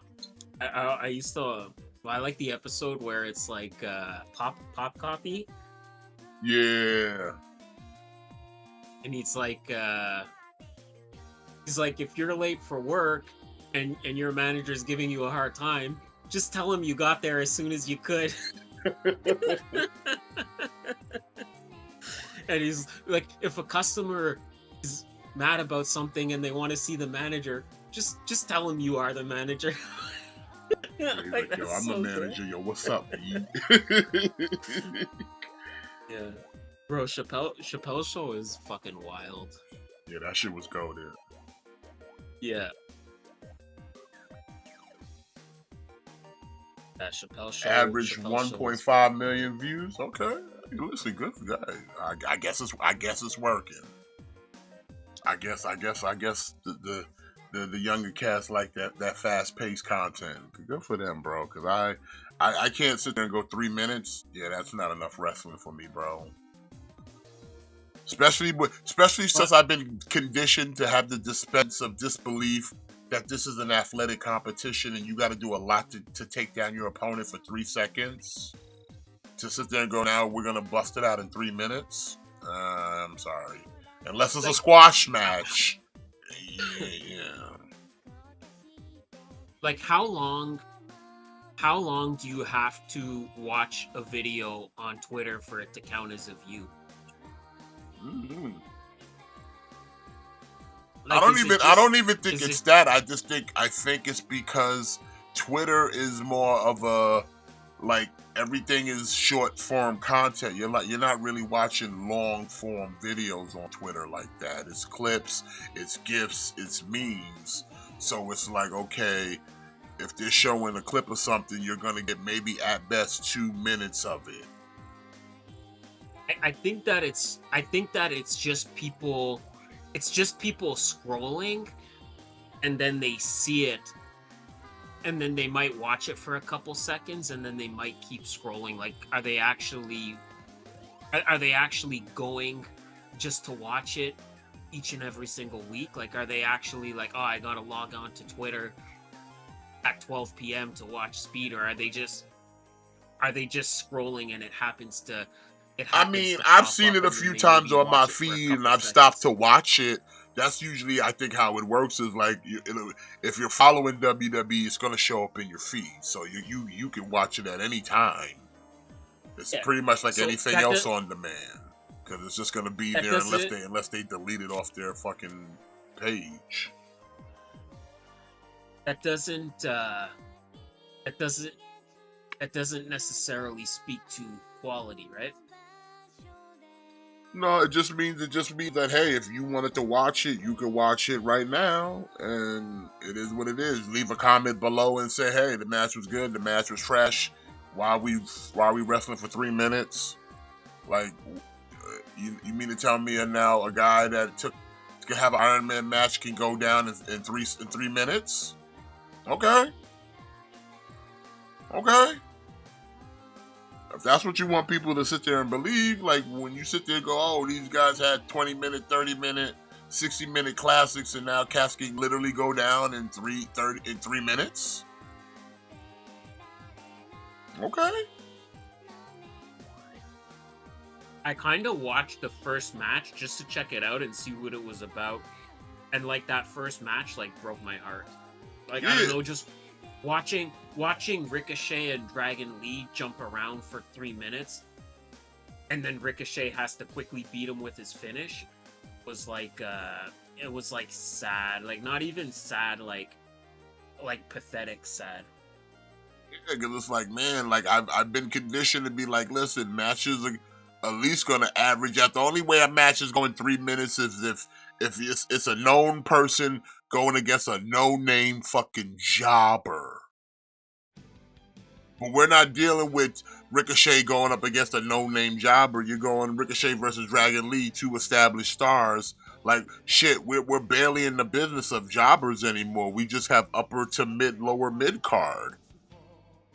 We don't. The days of the fucking damn Kyrie. Days of the Brooklyn Brawler and Barry Horowitz. Them days are gone. Every now and then you'll get some talent, some local talent to get the job out for some monster guy who shows up. But like, bro, 3 minutes, and these are supposed to be like credible people that have held actual titles in your company, and now we fighting for 3 minutes? Ah, man. Wait, ref, you gonna call a DQ? You just seen Jade fucking smack the shit out of Kyrie. Why are you not calling for disqualification here? What are we doing, ref? Bro, Kairi Sane is like hurt, man. Nah, she's not hurt that bad, but she's like, she looked busted open for sure. Are they gonna win?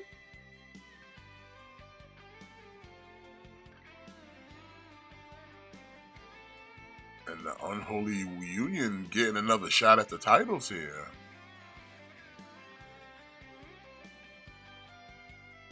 Alright, well, good for them. I mean, I do like a consistency of like they're establishing like tag teams here in the women's division. Cause we need more women tag teams if you're gonna have a title. I don't think she broke it, Gojira. It looks like she might have just cut her face open. Yeah, because her face hit the top of that table kind of hard. Her face hit that table kind of hard there. But then we had the main event for Bash in Berlin. Randy Orton versus the World's Heavyweight Champion, the Ring General, the hometown boy, Gunther. Speaking of Gunther showing up, just looking at Kofi like, yeah, I ain't got time for you, son. You would show. It was a good match between Randy and Gunther. They definitely gave it a lot of time. Yeah, it was a good match. It was like a good Good match. Good way to in the pay-per-view. Again, like Gunther retained, but I don't think anyone was expecting him to lose. Nah. I think the way he won too was again like it was like the way you expect Gunther to win. Like he doesn't have us. The dude literally has like 5 different finishers. Yeah. You know what I'm saying? It's almost like it's almost like he's so dominant, he's so destructive. Everything he does is a finisher. It's almost like everything he does is a finisher. Yeah, but like but I think the degree of finishers is almost the degree of desperation as well. For Gunther, Yeah. it's kind of a tell. Cause like he'll do like the power bomb or the splash, but it's like if he can't beat you, then yeah, that's when he hits you with that rear naked and locks you up. Cause like that's the desperation. Like I gotta like I gotta literally put you to sleep. It's like it makes you kind of it kind of goes back to like the Cody Rhodes thing. Like if it's always gonna have to if the rear naked choke is your like when nothing else is working, that's what you do. Why even do the other shit? Why not just default to the rear naked choke? Like, don't waste your time doing the other shit. Just go straight to that. Like, if the splash only has a 50% success rate, stop wasting your time with the splash and just default right to the rear naked choke. You know what I'm saying? Yeah, but he also got the power bomb, or he'll put you in a fucking Boston Crab. Like he's got so much different. You know, we got a fucking crazy hard ass lariat. Like he's got so many different finishes. But it's like I think the choke is the desperation finish. Because if he ain't dropped you with any of those, then I gotta put you to sleep. And again, just default to the rear naked choke. Stop trying to beat people with the power bomb if it's only got a 50% success rate. Just default to the choke. But like, that's just the thing with Gunther. But that's the thing. I would agree with you with that. But it's like Gunther, all of his shit has a 50% win rate though. Yeah. Because he's beaten so many different people with like not the same finisher. There's not no one set of like, oh, he about to set you up for this. No, it's just like, oh, splash, 1, 2, 3. Oh, he locked Miz up in a fucking Boston Crab, tapped his ass out. Oh, power bomb, another power bomb, stacked his ass, done. Oh, just fucking out of nowhere, just lariats your fucking head off, done. Like there's no real thing of like, oh, the name of his finisher is this, the name of his no, it's just he doesn't beat you the same. I've yet to see him beat somebody with the same finisher twice. Yeah. He just hits you with whatever gets the job done. That's the finisher. But it's just like yeah, man. Like, but it's like worst case scenario. If they don't drop from any of those, that choke is the desperation finisher. And if I didn't knock you out from any of those power moves, I gotta put you to sleep.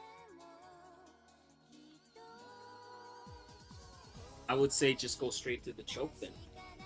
Well, you could do that. You could. Like why? Like to me, it's just like why waste your time doing the other stuff if you know that you might have to. If you know, like, okay, like, well, maybe it's a strategy of like he doesn't want to exert energy trying to put them down because like they're still fresh. They'll fight out, and you've already exerted a lot of energy. Where it's like, let me hit them with the hard stuff, and if they didn't drop by then, at least they're more tender enough to subdue them to sleep. Okay, I see what you're saying there. Because it's like playing the video game. If you hit a dude with the finisher right off the rip, the chances of them staying down for the 3 ain't probably going to happen because it's still a fresh man. but you beat them down a little bit.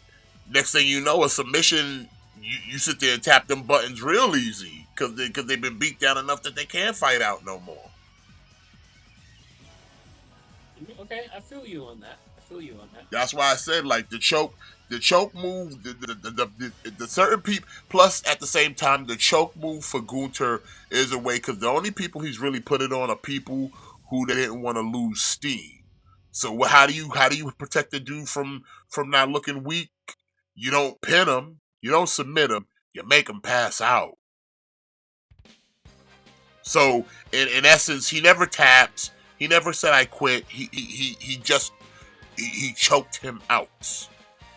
You know what I'm saying? And most of the people that he's choked out are usually top tier dudes who they don't want to lose steam. So you hit them with the desperation move. I gotta put you to sleep. That way you stay protected because I didn't pin you. You didn't submit. You didn't tap out. I put you to sleep. The pressure was so hard he passed out. It's the cliche thing they do in wrestling to protect the guy. The will to win, the will to not quit. He passed out. You know what I'm saying? Yeah, I feel you. And like I said, Randy, and at the end of the match, the two men, shake hands and see here in the thumbnail, and it's like, hey man, it's a bit of Randy Orton kind of giving Gunther the rub of like, you the guy now. This is your time. Like I'm the elder statesman here. Like I still got enough gas in my tank that I could probably get a title at any given time. But right now, this is your time. Yeah. Also, fun fact, they was talking about this. They're saying like Gunther's time in the WWE. 75% of his time since he's been here, he's been a champion. Absolutely. That's a good fucking number right there. Absolutely. Like, listen, like, nobody can ever accuse WWE of mishandling Gunther. Like, like any company, there's guys you can say where, oh, this guy's misused, or, oh, this guy's misused, but nobody, at the end of the day, like, nobody could ever accuse WWE of misusing Gunther.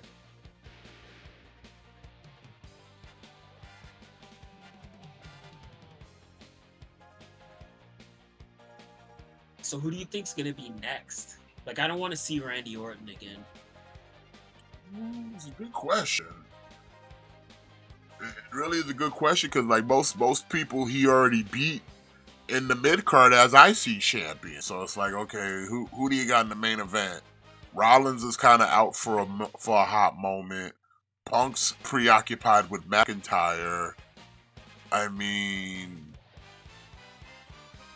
maybe Jey Uso. Well, I mean, he already tangled with Jey Uso. Oh no! I just thought of something, and I think I manifested it into existence. What? Oh no! What did you manifest? I'm sorry. I'm gonna let you find out for yourself. You just gonna leave me hanging in anticipation over here, you son of a bitch? It looks like it's gonna be Sami Zayn. Sami Zayn? Yes. You know what? I'm not really mad about that. At least, put him in the main event. You might as well. We just did Sami and Gunther. Like, if we didn't just do it, I'd be okay with it. Well, that was for the IC title. Now it's for the world title. But this time around, Sami's definitely coming up short. It does. Let's say from a character standpoint, it does. Yeah, Gojira. I'm thinking the same thing. But from a story aspect, it does make sense, right? Because Sami was the last guy to pin Gunther. Sami was the guy that ended Gunther's iconic title reign, his legendary title reign. So from Sami's perspective, hey, I beat you and ended your last title reign. Let me beat you again and end this title reign too. And plus, like I said, we need to establish the status quo of who are considered the main event players around here. Who we got to separate the Yeah. main event from the mid card. We need to establish who in this new era, this Papa Paul, Triple H, Paul Levesque era, who are our main event players? Because we can't keep resting on Randy. Gunther's now established as the top guy here. And like I said, Rollins is out. We can't rest on him either. So who else is in your main event? Two of your main event guys are already preoccupied, so who else is there? You gotta start making someone else a main event here. And Sami Zayn, you might as well. You might as well. I feel you. The man's piddled enough time here in the mid card. He's a 5-time IC champion, tag team champion. You would think at this point, if Kevin Owens can be in the main event scene, why isn't Sami Zayn? At least it's not just Randy again. Yeah. So it's like, I don't even mind that we're doing this again, but it's like, you know what? Now it's the main. They did it first in the upper mid card. Now we're doing this in the main event. And I'm okay with that. If that establishes Sammy as a main event guy, then that's what needs to be done. Because like I said, who else is there? Just on a babyface standpoint, who else is there right now? Sheamus is occupied because he's doing IC title stuff. Who else is there? Or everybody else is upper to middle mid card. Who else is there? The babyface main event. See, like, that's what I mean. Like, that's what I was thinking. I was thinking, like, man, like, who's really in a position to where they could challenge Gunther right now? And then I'm like, oh, maybe Sammy. And then Sammy's music hit, and then I was like, oh. Yeah, because there's really nobody else right now, and they really need to put Sammy in the main event scene anyway. Yeah. Because like, there's gonna come a point where it's like Rollins is gonna come back. So it's like we need people like Sami Zayn. And like I said, who else is there? Like I said, Punk and McIntyre are kind of preoccupied. Who else do you have? You don't have anyone. So like I said, since this is the new era, this is the time now where we need to establish who are the top stars, who are the mid-card players, who are the lower mid-card. The same way I've been saying with the women's division. We need to start establishing some of these females out here and getting their names out there more often, so you can be like, okay, we need somebody that's going to go up against a Rhea Ripley or a Liv Morgan.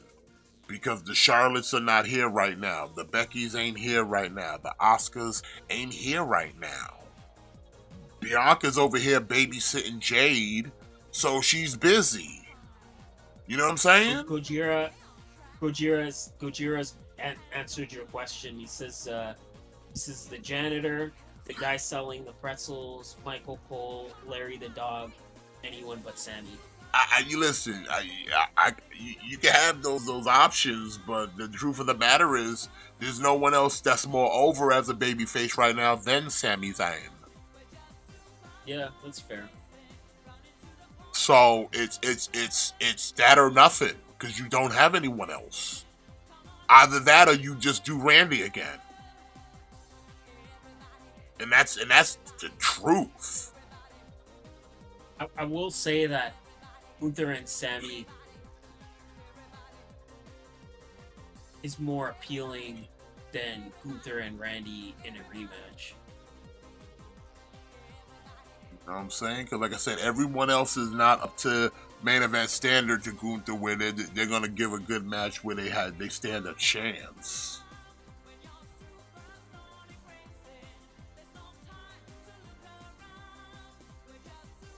Especially at this level of Gunther, no. Like I said, he ain't on God mode yet, but he's definitely a level boss now. Okay? They'll say he might not be the final boss, but he's a level boss. So it's like if you ain't level boss level, if you just like the mid boss level, you're not gonna win. You get all the names out there: Chad Gable, Ela Dragunov, Dragon Lee. No. Against Gunther? No. Ela had some juice when it was UK NXT UK, but them days are done. Like I said, he's a level boss now. Back then, he was just a mid-level boss. Now we a level boss. And Ela's working his way up to that status, but he's in the mid card right now. Like I said, any other baby faces out there on Raw right now? I'll wait. Who? I Gojira. Then who? Name me somebody. Give me somebody. You know me. I want to know what you think. Who would you pick other than Sami Zayn right now that you can believe can stand toe to toe and be marketable to go up against Gunther? Rey Mysterio?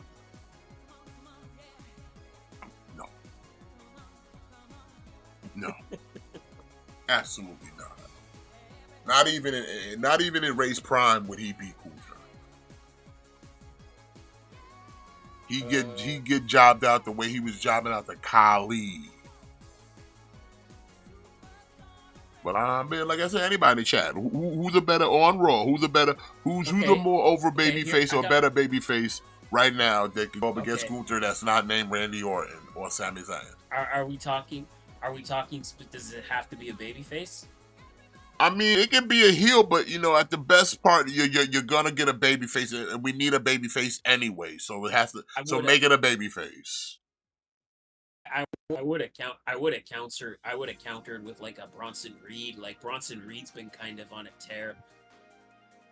I would okay with Big Bronson. Jey Uso, I would agree with Jey Uso, but he's busy. He's in the IC thing, so he's not even in the equation. He's already booked. So who else you got? Kofi, I can see Kofi. I can definitely see Kofi, but they don't even take Kofi that serious anymore. That he's not even in that level no more. He's lower than mid card.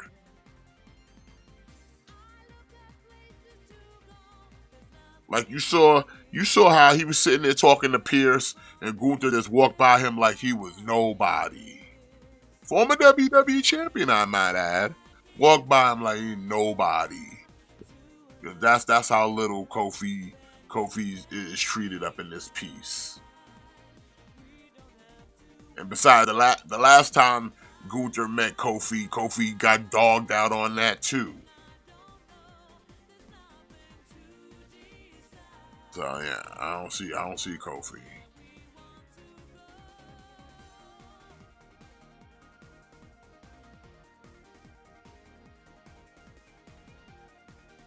Oh, we got Jey Uso, we got Braun Breaker in the back. I mean, listen. Like I said, if they start building up some more main event players, then Gunther will have some better choices. So, but right now, it's Sami Zayn. Wonder who's winning that 4-way. Karrion Kross. You know what? I would love for Karrion Kross, but yeah, they got him in clown mode right now. Gojira.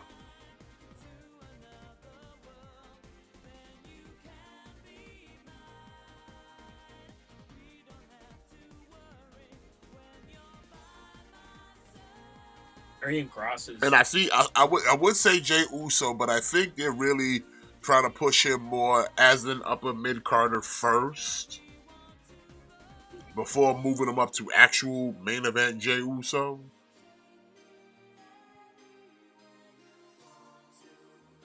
Yeah, Karrion Kross is kind of busy with whatever he's got going on with New Day.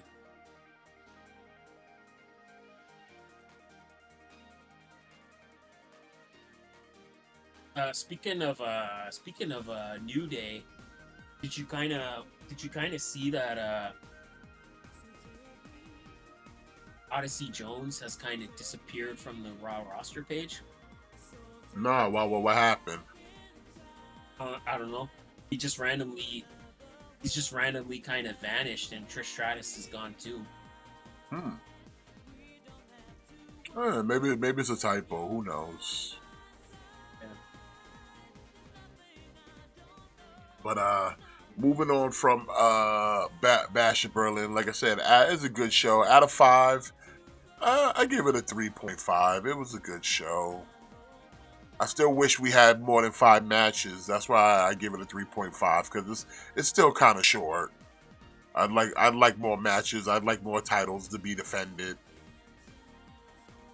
Especially if you're gonna do all these premium live events in like other countries, at least make it a little more special and have more matches. Even if it's a low level pay per view, it's like you can still have a couple more matches, defend some more titles. Don't waste it on a SmackDown. Like I said, man, like there was like LA Knight versus what's his face should have been on the pay-per-view. What, Escobar? Bloodline versus Street Profits should have been on the pay-per-view. Ron versus Reed should have been on the pay-per-view. Uncle Howdy versus Gable should have been on the pay-per-view. Completely if you agree. would have had those four matches on the pay-per-view, it would have instantly took that pay-per-view over the top. And it would have given you like 9 matches, which is still not horrible, because you could cut a lot of time by cutting all the promos and all the videos, like cut all that shit, or add 2 of those matches to the pay-per-view, brings you up to 7, which is not bad, and have the other 2 on the kickoff. Listen, Gojira, you're preaching to the choir. Like, yeah, right now, Cross's booking is terrible. Him and the AOP, it's all trash. Yeah. Like, nothing about it is good, and it breaks my heart. Because it's like, listen, AOP should be tearing up that tag team division. Karrion Kross should be a if not an upper mid-card, a main eventer right now. And instead, we're just piddling away doing nothing.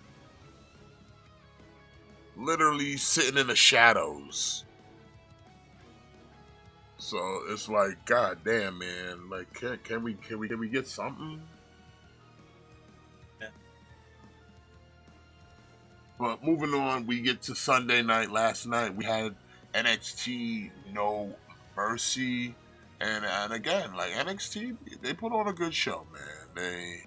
This era with the under Hickenbottom, it's been good stuff. We had a tag team title match, Chase U going up against the former champs of Axiom and Nathan Frazier. Decent match. I didn't like the fact, I guess if this is where this was all just a setup for the end of the match, which, like I said, we had a decent match between the two teams. At the end, Axiom and Frazier walk away, now 2-time NXT Tag Champions. It just feels like they hot potatoed the belts a little bit. But then we get the whole Ridge Holland kind of turns on Chase U. And I guess that was the whole end game of this whole kind of little situation, I guess. I'm kind of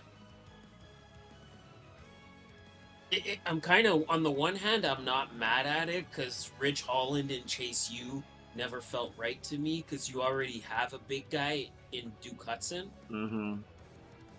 Like if you think about it, like you got Duke Hudson, he's like your power guy. Then you got Osborne, he's your high flyer. And then you got Chase, he's your grappler. So having Ridge there, it just felt like you had 2 power guys. That never kind of made sense to me. Yeah. But yeah, it kind of again, like, so Andre Chase is now a 2-time tag team champion. Both of those reigns have been a cup of coffee, and that man is literally one of the greatest tag team wrestlers to ever live. Yeah. Like, bro, like, it's crazy to me, but like, not enough people talk about how good the Bravado Brothers were. The Bravado Brothers were like top tier like tag team like a couple years ago. Like they were like a top tier tag team. Like they were going at it against like the Young Bucks, like Red Dragon, like Forever Hooligans. Like Bravado Brothers were always in that mix as one of the best tag teams. They were the longest reigning Open the Freedom Gate champions. And it's kind of we don't do, he's now a two-time champion and both reigns are for a cup of coffee, so that kind of sucks. But also Ridge Holland and Chase U never made sense to me. Yeah, yeah, we got the titles back on to action, but we did find out that they will be defending the titles against the Rascals this coming NXT. So you'll see Trey Miguel and Zachary Wentz back on NXT. No, it's a #1 contenders match. Oh, is it? It's Gallus versus the Rascals versus somebody else. I forget. Oh, okay. I thought they were getting a title shot. Okay, never mind. Well, it's Gallus, the Rascals, and it's one other team. I don't remember. Like I want to say, like is it maybe it's like Hank and Tank or something? Yeah, it is Hank and Tank. I think I remember that because they had a little segment, and those dudes, I don't like them. They suck. So I do remember that. Yeah, agreed.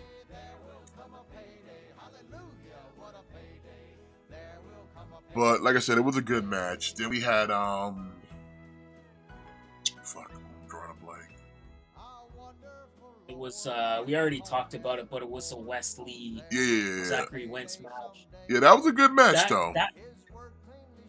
That match to me is kind of why I always petition for having like a cruiserweight title or like a junior title. Yeah, they need to have a cruiserweight or some kind of X division of their own in NXT. Yeah. But they had a good match, Zachary, West tried to cheat to win, but Trey Miguel showed up to kind of help his boy out.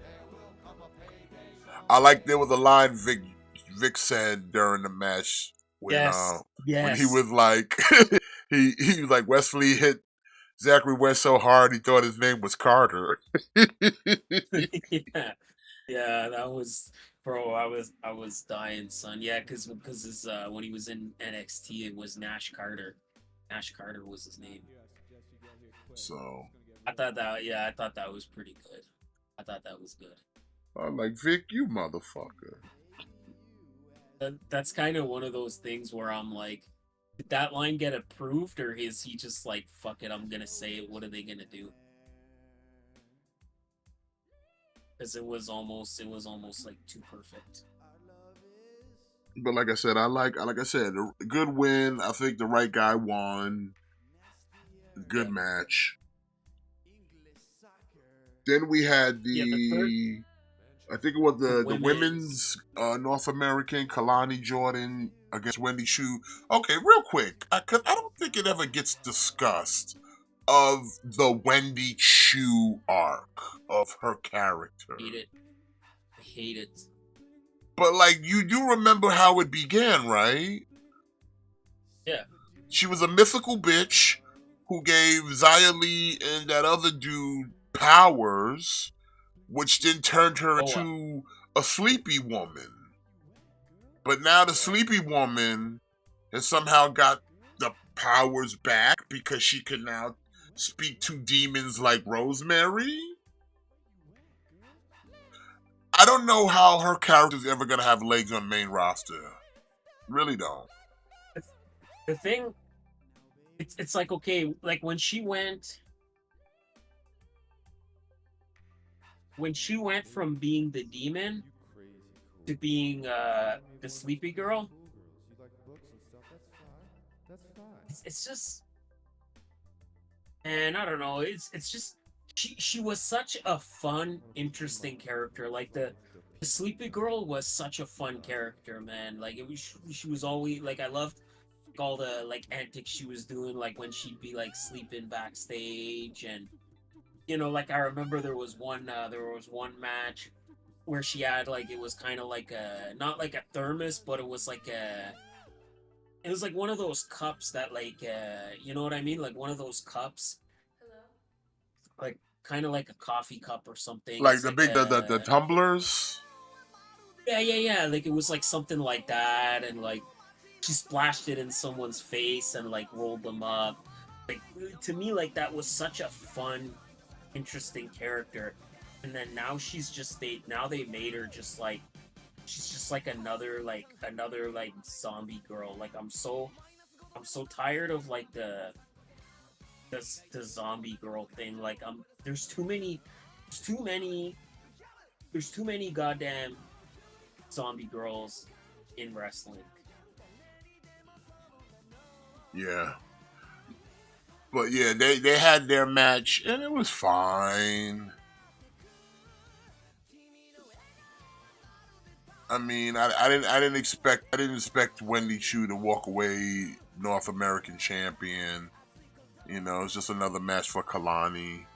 Yeah, but then we get the kind of twist of, oh, okay, so Wendy loses, but then here comes Tatum Paxley, that girl that was over there getting seasoned at NXT and TNA. She comes and chokes out fucking Wendy Chu. What happens Yeah, next? and like I don't know. I thought they were like homies or whatever. I guess not. Maybe maybe maybe they're just having fun. This is how they play. I don't know. But I do like when she choked her out, like Wendy Chu. She was just sitting there, just sleeping. Then, like she was just laying on the mat, like she was like taking a nap. I hope that this leads her to go back to just being like normal Wendy Chu. Yeah, get the demon out of her. Speaking of demon Asian ladies, what happened to Su Young? Where'd she go? Ooh, damn, I don't know. Did she have like a baby or something? Oh, is she still with Rich Swann? With that hobo? I think they're still together, as far as I know. Because then it's like, hey, bring in Su Young, and then she can team up with Wendy Chu, and they can be a tag team called Su Chu. Oh my god. Yes. Look at that. See how I'll be hooking it up for them kids free of charge. Come on, Su Chu. That sound great on a t-shirt. Anthem, are you watching? Yeah, I mean, make it happen, Su Chu.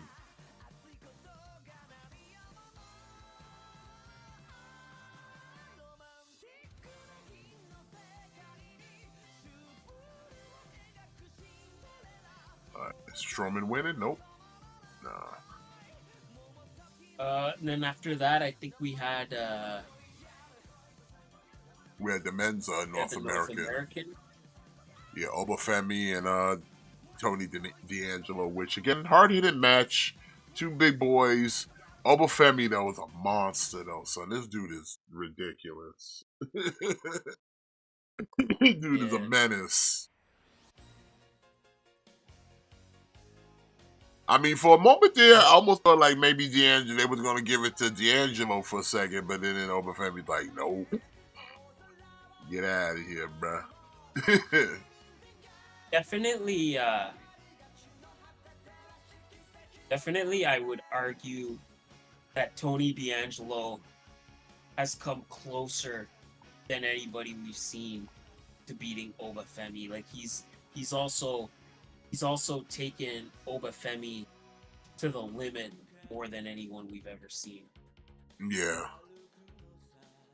But like I said, it was a good match, good Haas match.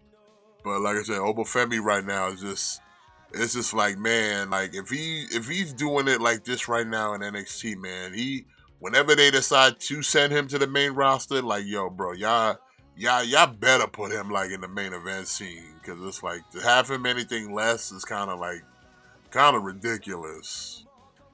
Imagine him versus Gunther. Hell yeah. Oh, here comes Pete Dunne to interfere, beating up on Sheamus. He's been all over the place. He was at No Mercy last night. Okay, I got a little problem here. I got a little problem. So the main event tonight is Finn Balor and JD McDonough versus Jey Uso and Damian Priest, right? Uh-huh. Finn and JD have not defended the titles since they beat Awesome Truth. Not surprised. Why is this not a title match? Why are they the tag team champions and they're wrestling a tag team match in the main event and they're not defending the titles and they haven't defended the titles since? Because they're probably going to take the L here tonight and they don't want to put the titles on Priest and Jey Uso, because we don't need them to be tag team champions. That's why. Well, right now it feels like we might as well not even have tag team champions. I know, man. Like I said, they need to strengthen up this division and like get the title off of makeshift tag teams that are not really in the tag division. Like I said, you got the Judgment Day kind of mixed up in a storyline. The title, if the title's just on them just to make their new faction, their version seem credible because at least someone has gold, then this is weak.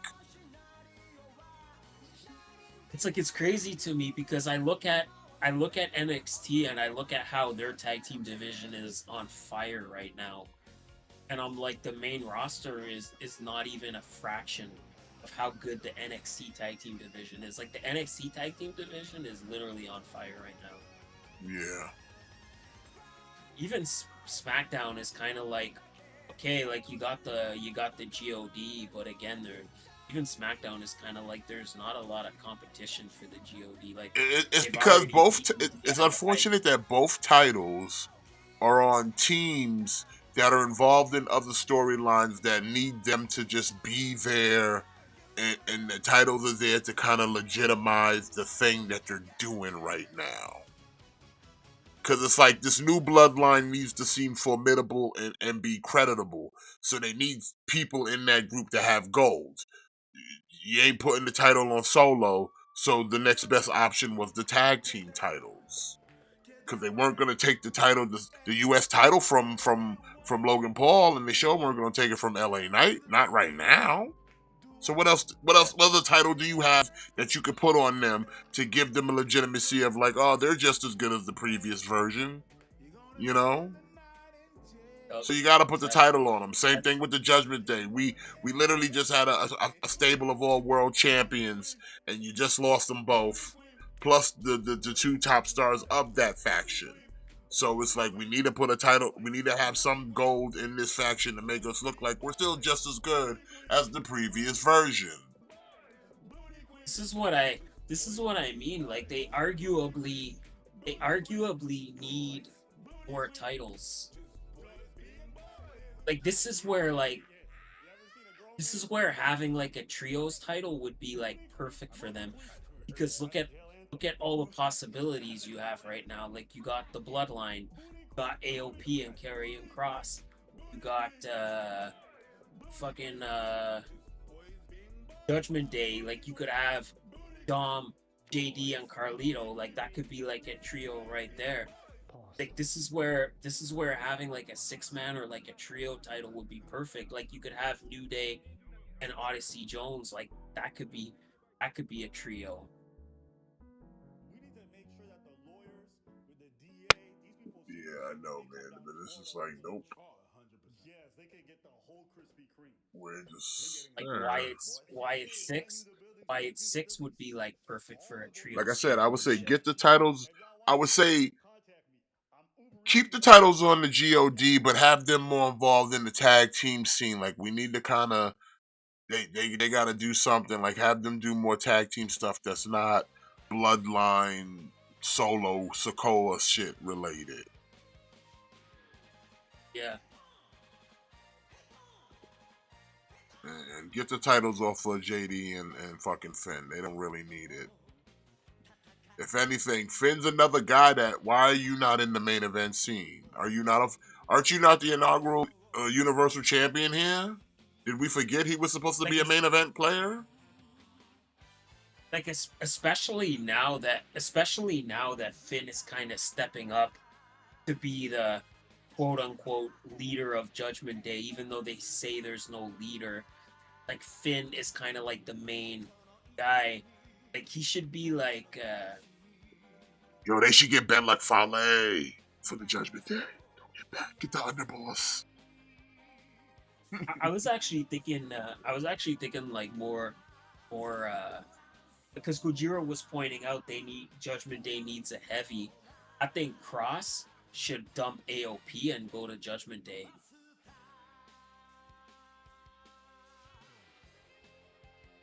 Because again, AOP would probably do better with not being involved. Like the Final Testament, it's time to just write that off as a failure. Yeah, I could see that, but like, there's just I don't. At this stage of the game, I don't think it would work now. Plus, then what do you do with Scarlet? It wouldn't work now because Judgment Day has no stock right now. Like right now, they're kind of like losers. Or not Judgment Day. Final Testament. Like Final Testament, they're laughable right now. They're like clowns. Okay, so we got Scarlet, the women's Scarlet tag title rubber match next week with the BGM taking on the Unholy Union.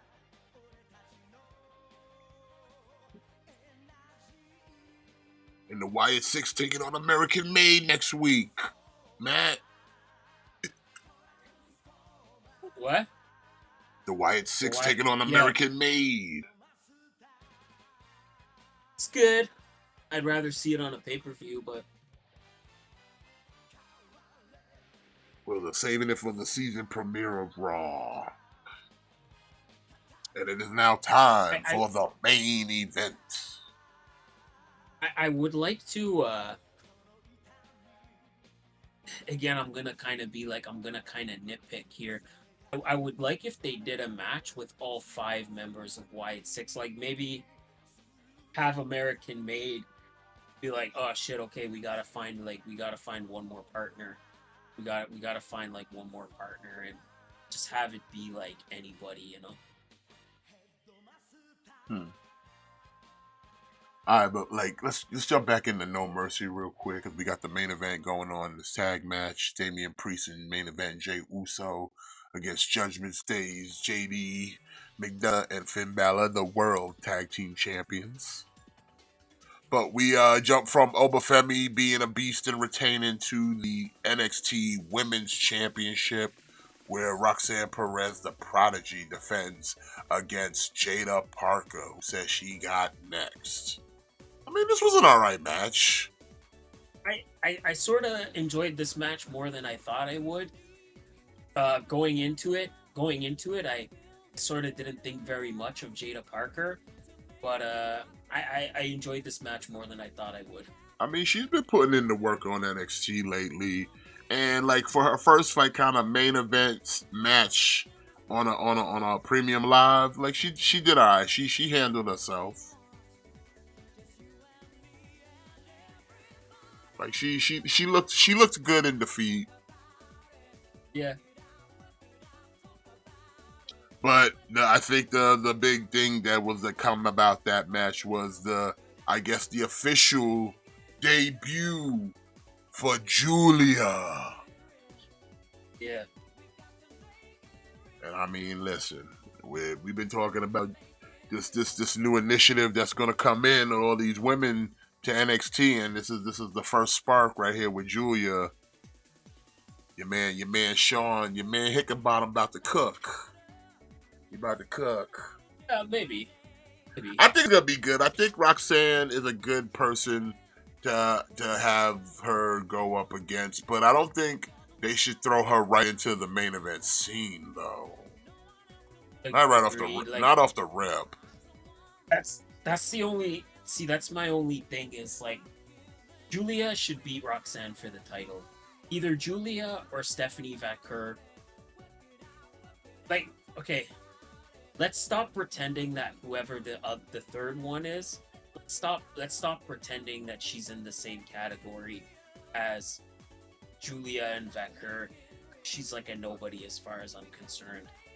But one of the two of them should take the title off Roxanne, but it shouldn't be like immediately. Like Julia shouldn't come into NXT and just immediately beat their champion, you know? No, I agree. Completely agree. Like let her like work her way up there a little bit, you know? Like let her, because it's also vice versa. You don't want Julia to come in and instantly take a loss to Roxanne either, you know? Yeah. So keep them separated for a little bit. Let Julia do some other stuff, and then when the time is right, because I think I know they don't really do call-ups anymore, but I think that Roxanne, and unpopular opinion, but I think that Roxanne and Thea Hale should both be on the main roster because they're by far the because Roxanne and Thea Hale are by far the best the women's division has to offer. They're the best. I can say that. I can see that. I think people be sleeping on like Thea Hale a little bit, but like she can go. I hear that. I mean, I can feel you on that.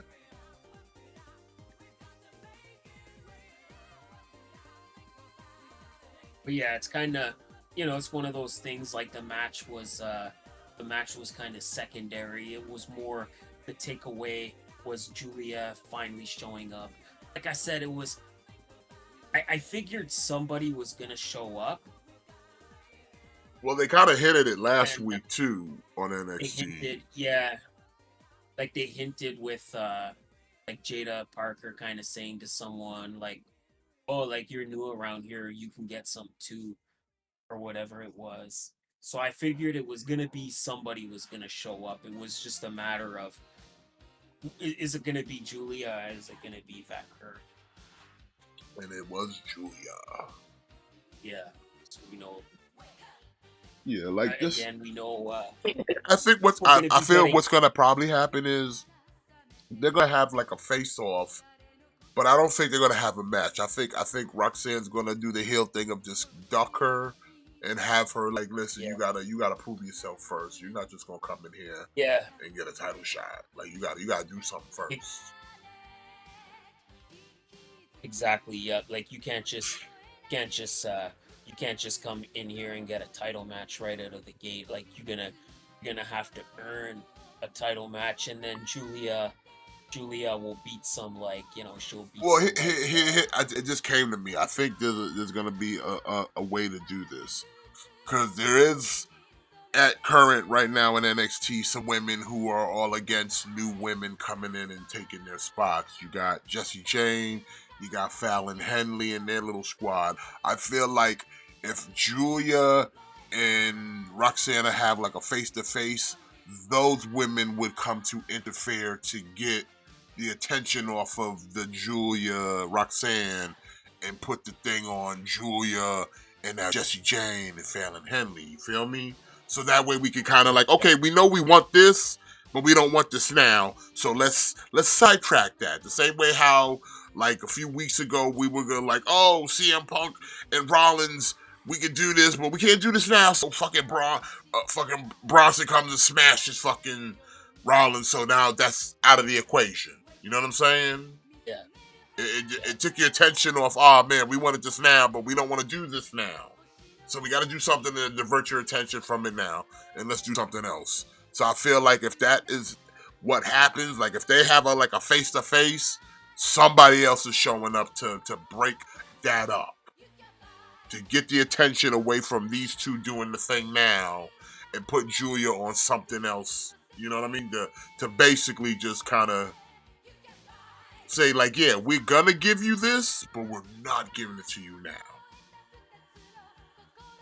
Until then, enjoy watching Julia beat up on Jessie Jane and Fallon Henley and the third chick whose name I don't know, care to remember right now. Someday I'll remember your name, but today is not that day. Also, big ups to everybody in the chat. If I haven't said this already, appreciate y'all coming through. Even if you're just showing up to pop your head in, we do appreciate the view. Thank you very much. Alright, but we move from the women's NXT Championship to the men's NXT Championship, where All Ego Ethan Page defended against the local hero from TNA, Joe Hendry, Matt's favorite wrestler, with Trick Williams as special guest referee. What'd you think of that match, Matt? I would say that was probably the weakest match on the show. You think? Yeah. I mean, it definitely wasn't the best match. I don't think it was the weakest. I think it was kind of a match that you kind of knew how it was going to go. Because, like, I didn't really think they were going to put the title on Hendry. No, me neither. Like, it was sort of... It was sort of a weak main event. I don't know. Like, Joe Hendry, I don't think is a great worker, per se. I think he's super entertaining. I think he's a great performer, and I think he's super entertaining, but I don't necessarily think he's the best worker. And I don't know that Ethan Page is also the best worker. Like, again, to me, like, Ethan Page is super entertaining, super charismatic, but it's just, again, like, the guy is not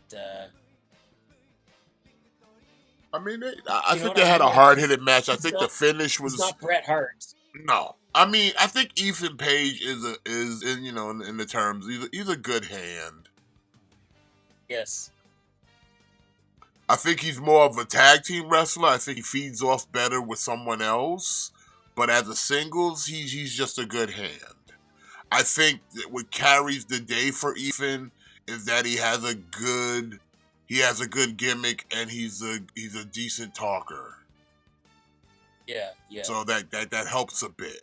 And in WWE's situation, talkers are stuff that they cling to the most, because it's like, hey, you can be a good hand, but if you're a really good talker, that'll get you pretty far around here. If you can, especially if you're like a heat magnet, you know. Yeah, it's like Ethan Page is a pretty good heat magnet when he wants to be. Like, I don't think this match was bad per se. Like, it wasn't like it wasn't like, oh man, this match really stunk up the joint.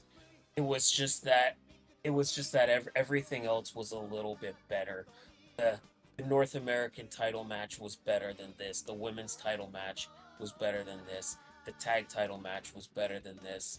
Wesley and Zachary Wentz was better. It's not that it was a bad match per se. It's just that everything else was so good that this match just didn't live up to those other ones for me. And again, it's not to say that either Joe Hendry or Ethan Page are not good at what they do. They're just not.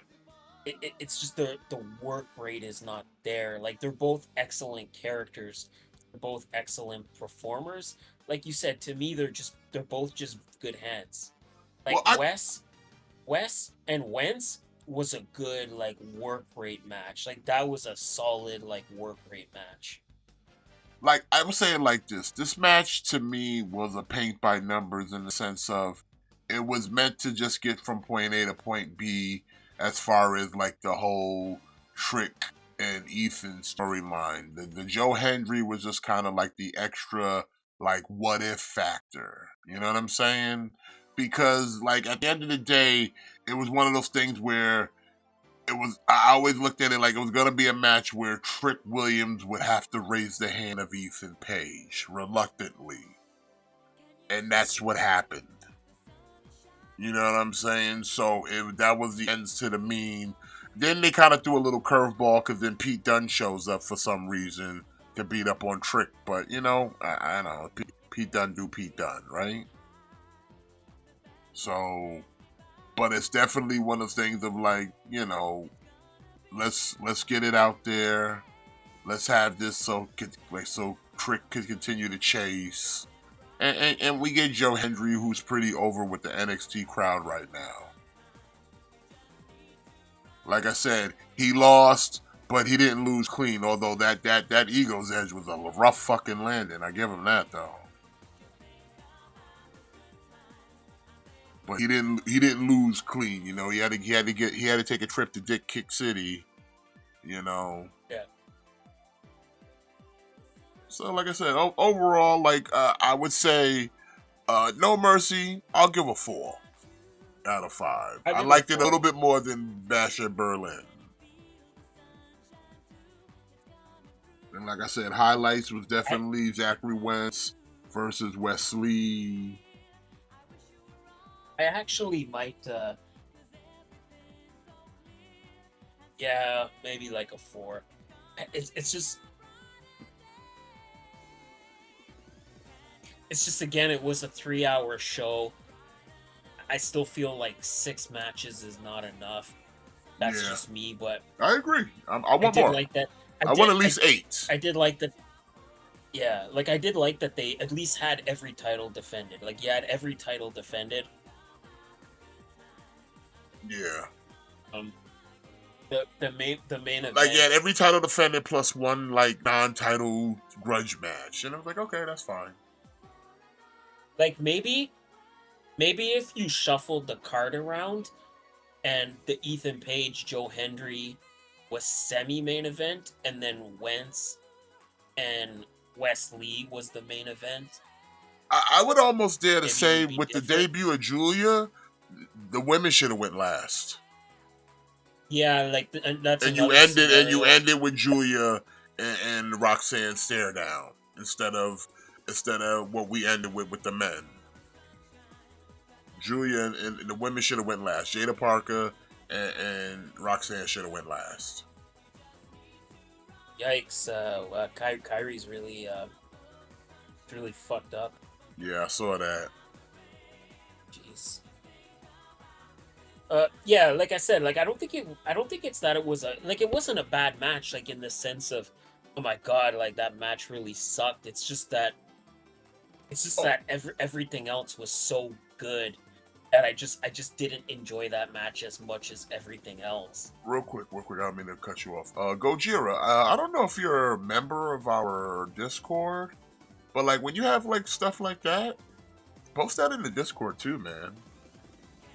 Like, we got a wrestling page and all that for that. So, if you want to post stuff, and that goes for anybody else who's a member of our Discord. If you got, like, stuff like that, collections, wrestling news, we got different rooms for that. Post them up in the Discord. You know? It's like the best analogy I could give is, like, if you're eating, like, let's say you're having your dinner and you have, like, your meat, your green beans and your potatoes, and then you have an ice cream sundae for dessert. We gotta get you a Discord, Gojira. We gotta get you a Discord, bro. You kind of eat the green beans first, right? Like, you don't save the green beans for last. Like, you don't eat the green beans after the ice cream sundae. That's what this felt like to me. Like, if this match was earlier in the card, it wouldn't have been so bad. But it's just that the show was so good that it definitely I just don't think this match was as good. I feel you on that. Like I said, and there's no, like, I'm not saying that as a bias because I don't like Joe Hendry. Like, I'm being totally, like, unbiased. Like, Ethan Page is somebody that I would consider a good friend, and I kind of said he's not that good of a worker. So I believe me when I say there's no bias.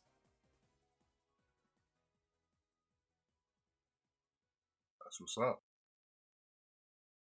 Let's see. Tell Ethan he needs to shoot a tag for us, man. Tell the champs. Tell Ego he gotta shout out KliqBait Wrestling. He gotta do the thing with his finger and smile. Ego. I need some of that. That's I don't well if I don't want to say it like I don't want to say it like publicly, but I'll I'll tell you off the air, but I don't want to say it publicly. I got you.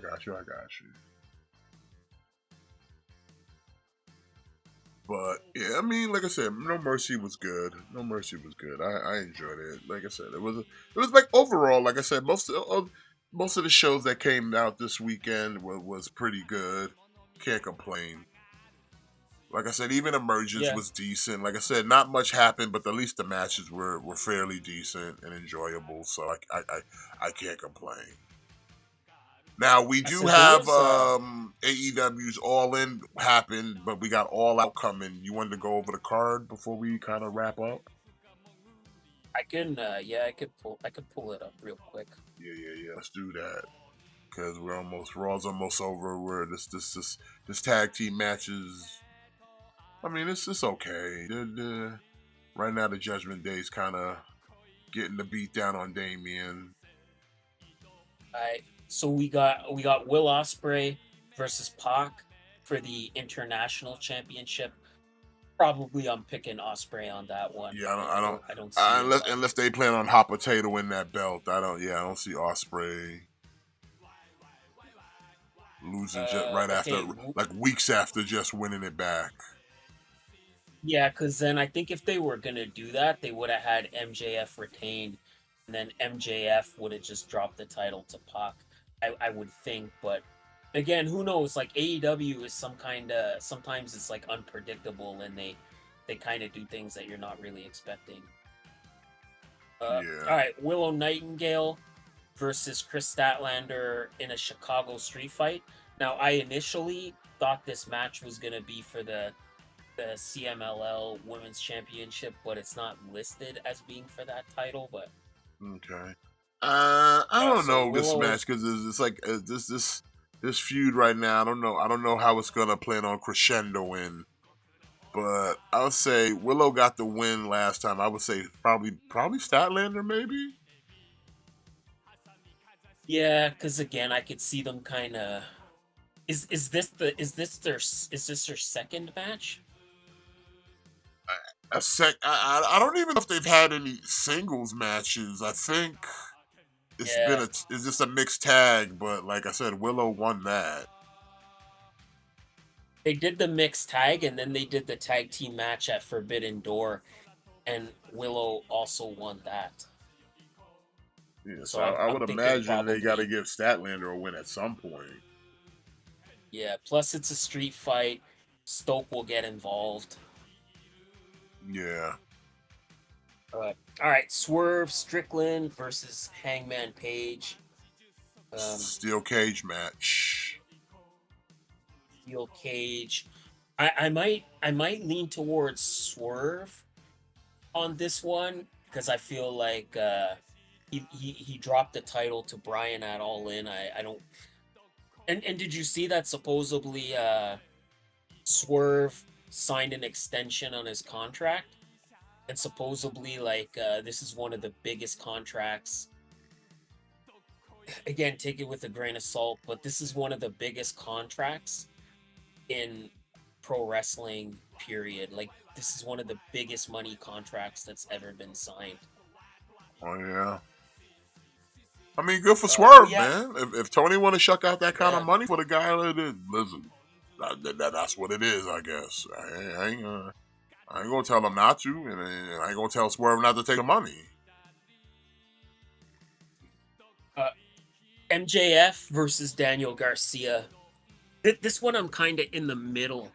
This one I think kind of depends on if Garcia is in fact re-signed. because I could kind of go either way on this one. Like I could kind of see, but again, it falls into the category of MJF just lost at All In. Are they gonna have him immediately take another loss? But it would kind of, Daniel Garcia kind of needs the win, you know?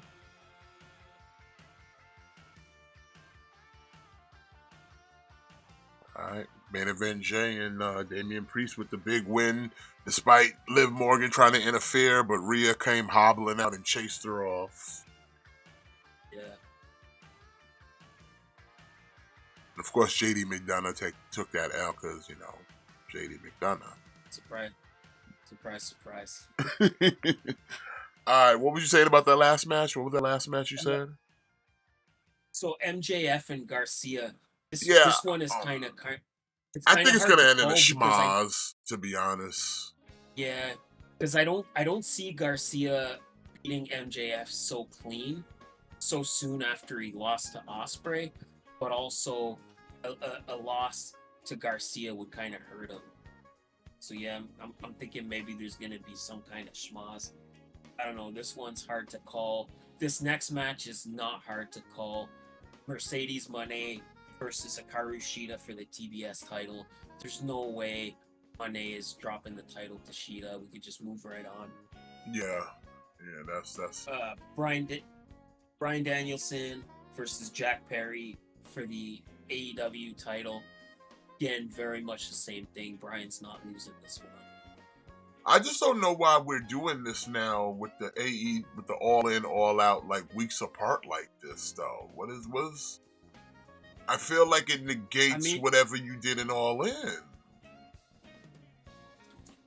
Yeah, like they kind of last year it was worse because you had All In and then you had All Out the next weekend. At least this way you're getting a week in between. Yeah. But it's still like just a week, though. Yeah.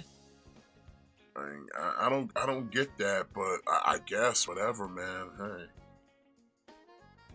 But I think that's gonna do it for us here tonight, ladies and gentlemen. Raw is over. We've made it another 3 hours. We did it. Smash that like for everyone making it another 3 hours. Big ups to you.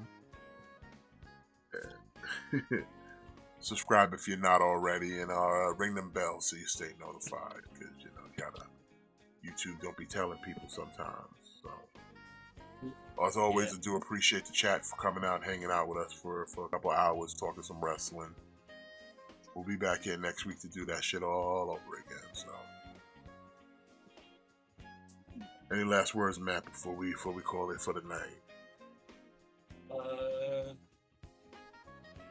No, I think you pretty much summed it up. Also, birds aren't real. Indeed.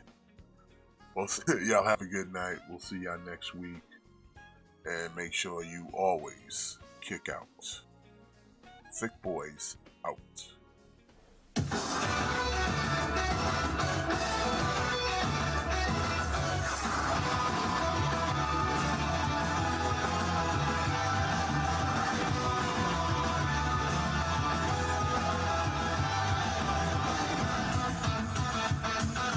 Time has come, I'm ready to go. Venturing into the unknown. Fire's inside me, must be unleashed. People talk nonsense all the day. Shippuden, that's all they can say. I can't get no satisfaction. Woo-hoo, challenge may have come. Woo-hoo, fighting just begun, but there's no stopping. People spreading out my wings. Let's fly high. Woo-hoo, concentrate my power. Woo-hoo, in the final hour, in the end, I'm gonna win. I hope you die. Don't you know I'm unstoppable? Don't even try, cause you will fall. I got a strength deep in my soul that gives me courage and control. I'll go beyond the limit break. The universe is mine to take. I have no fear. I think it's clear. Let's keep you high. Get all this Dragon Ball Super. We got the skill to blow Xeno away.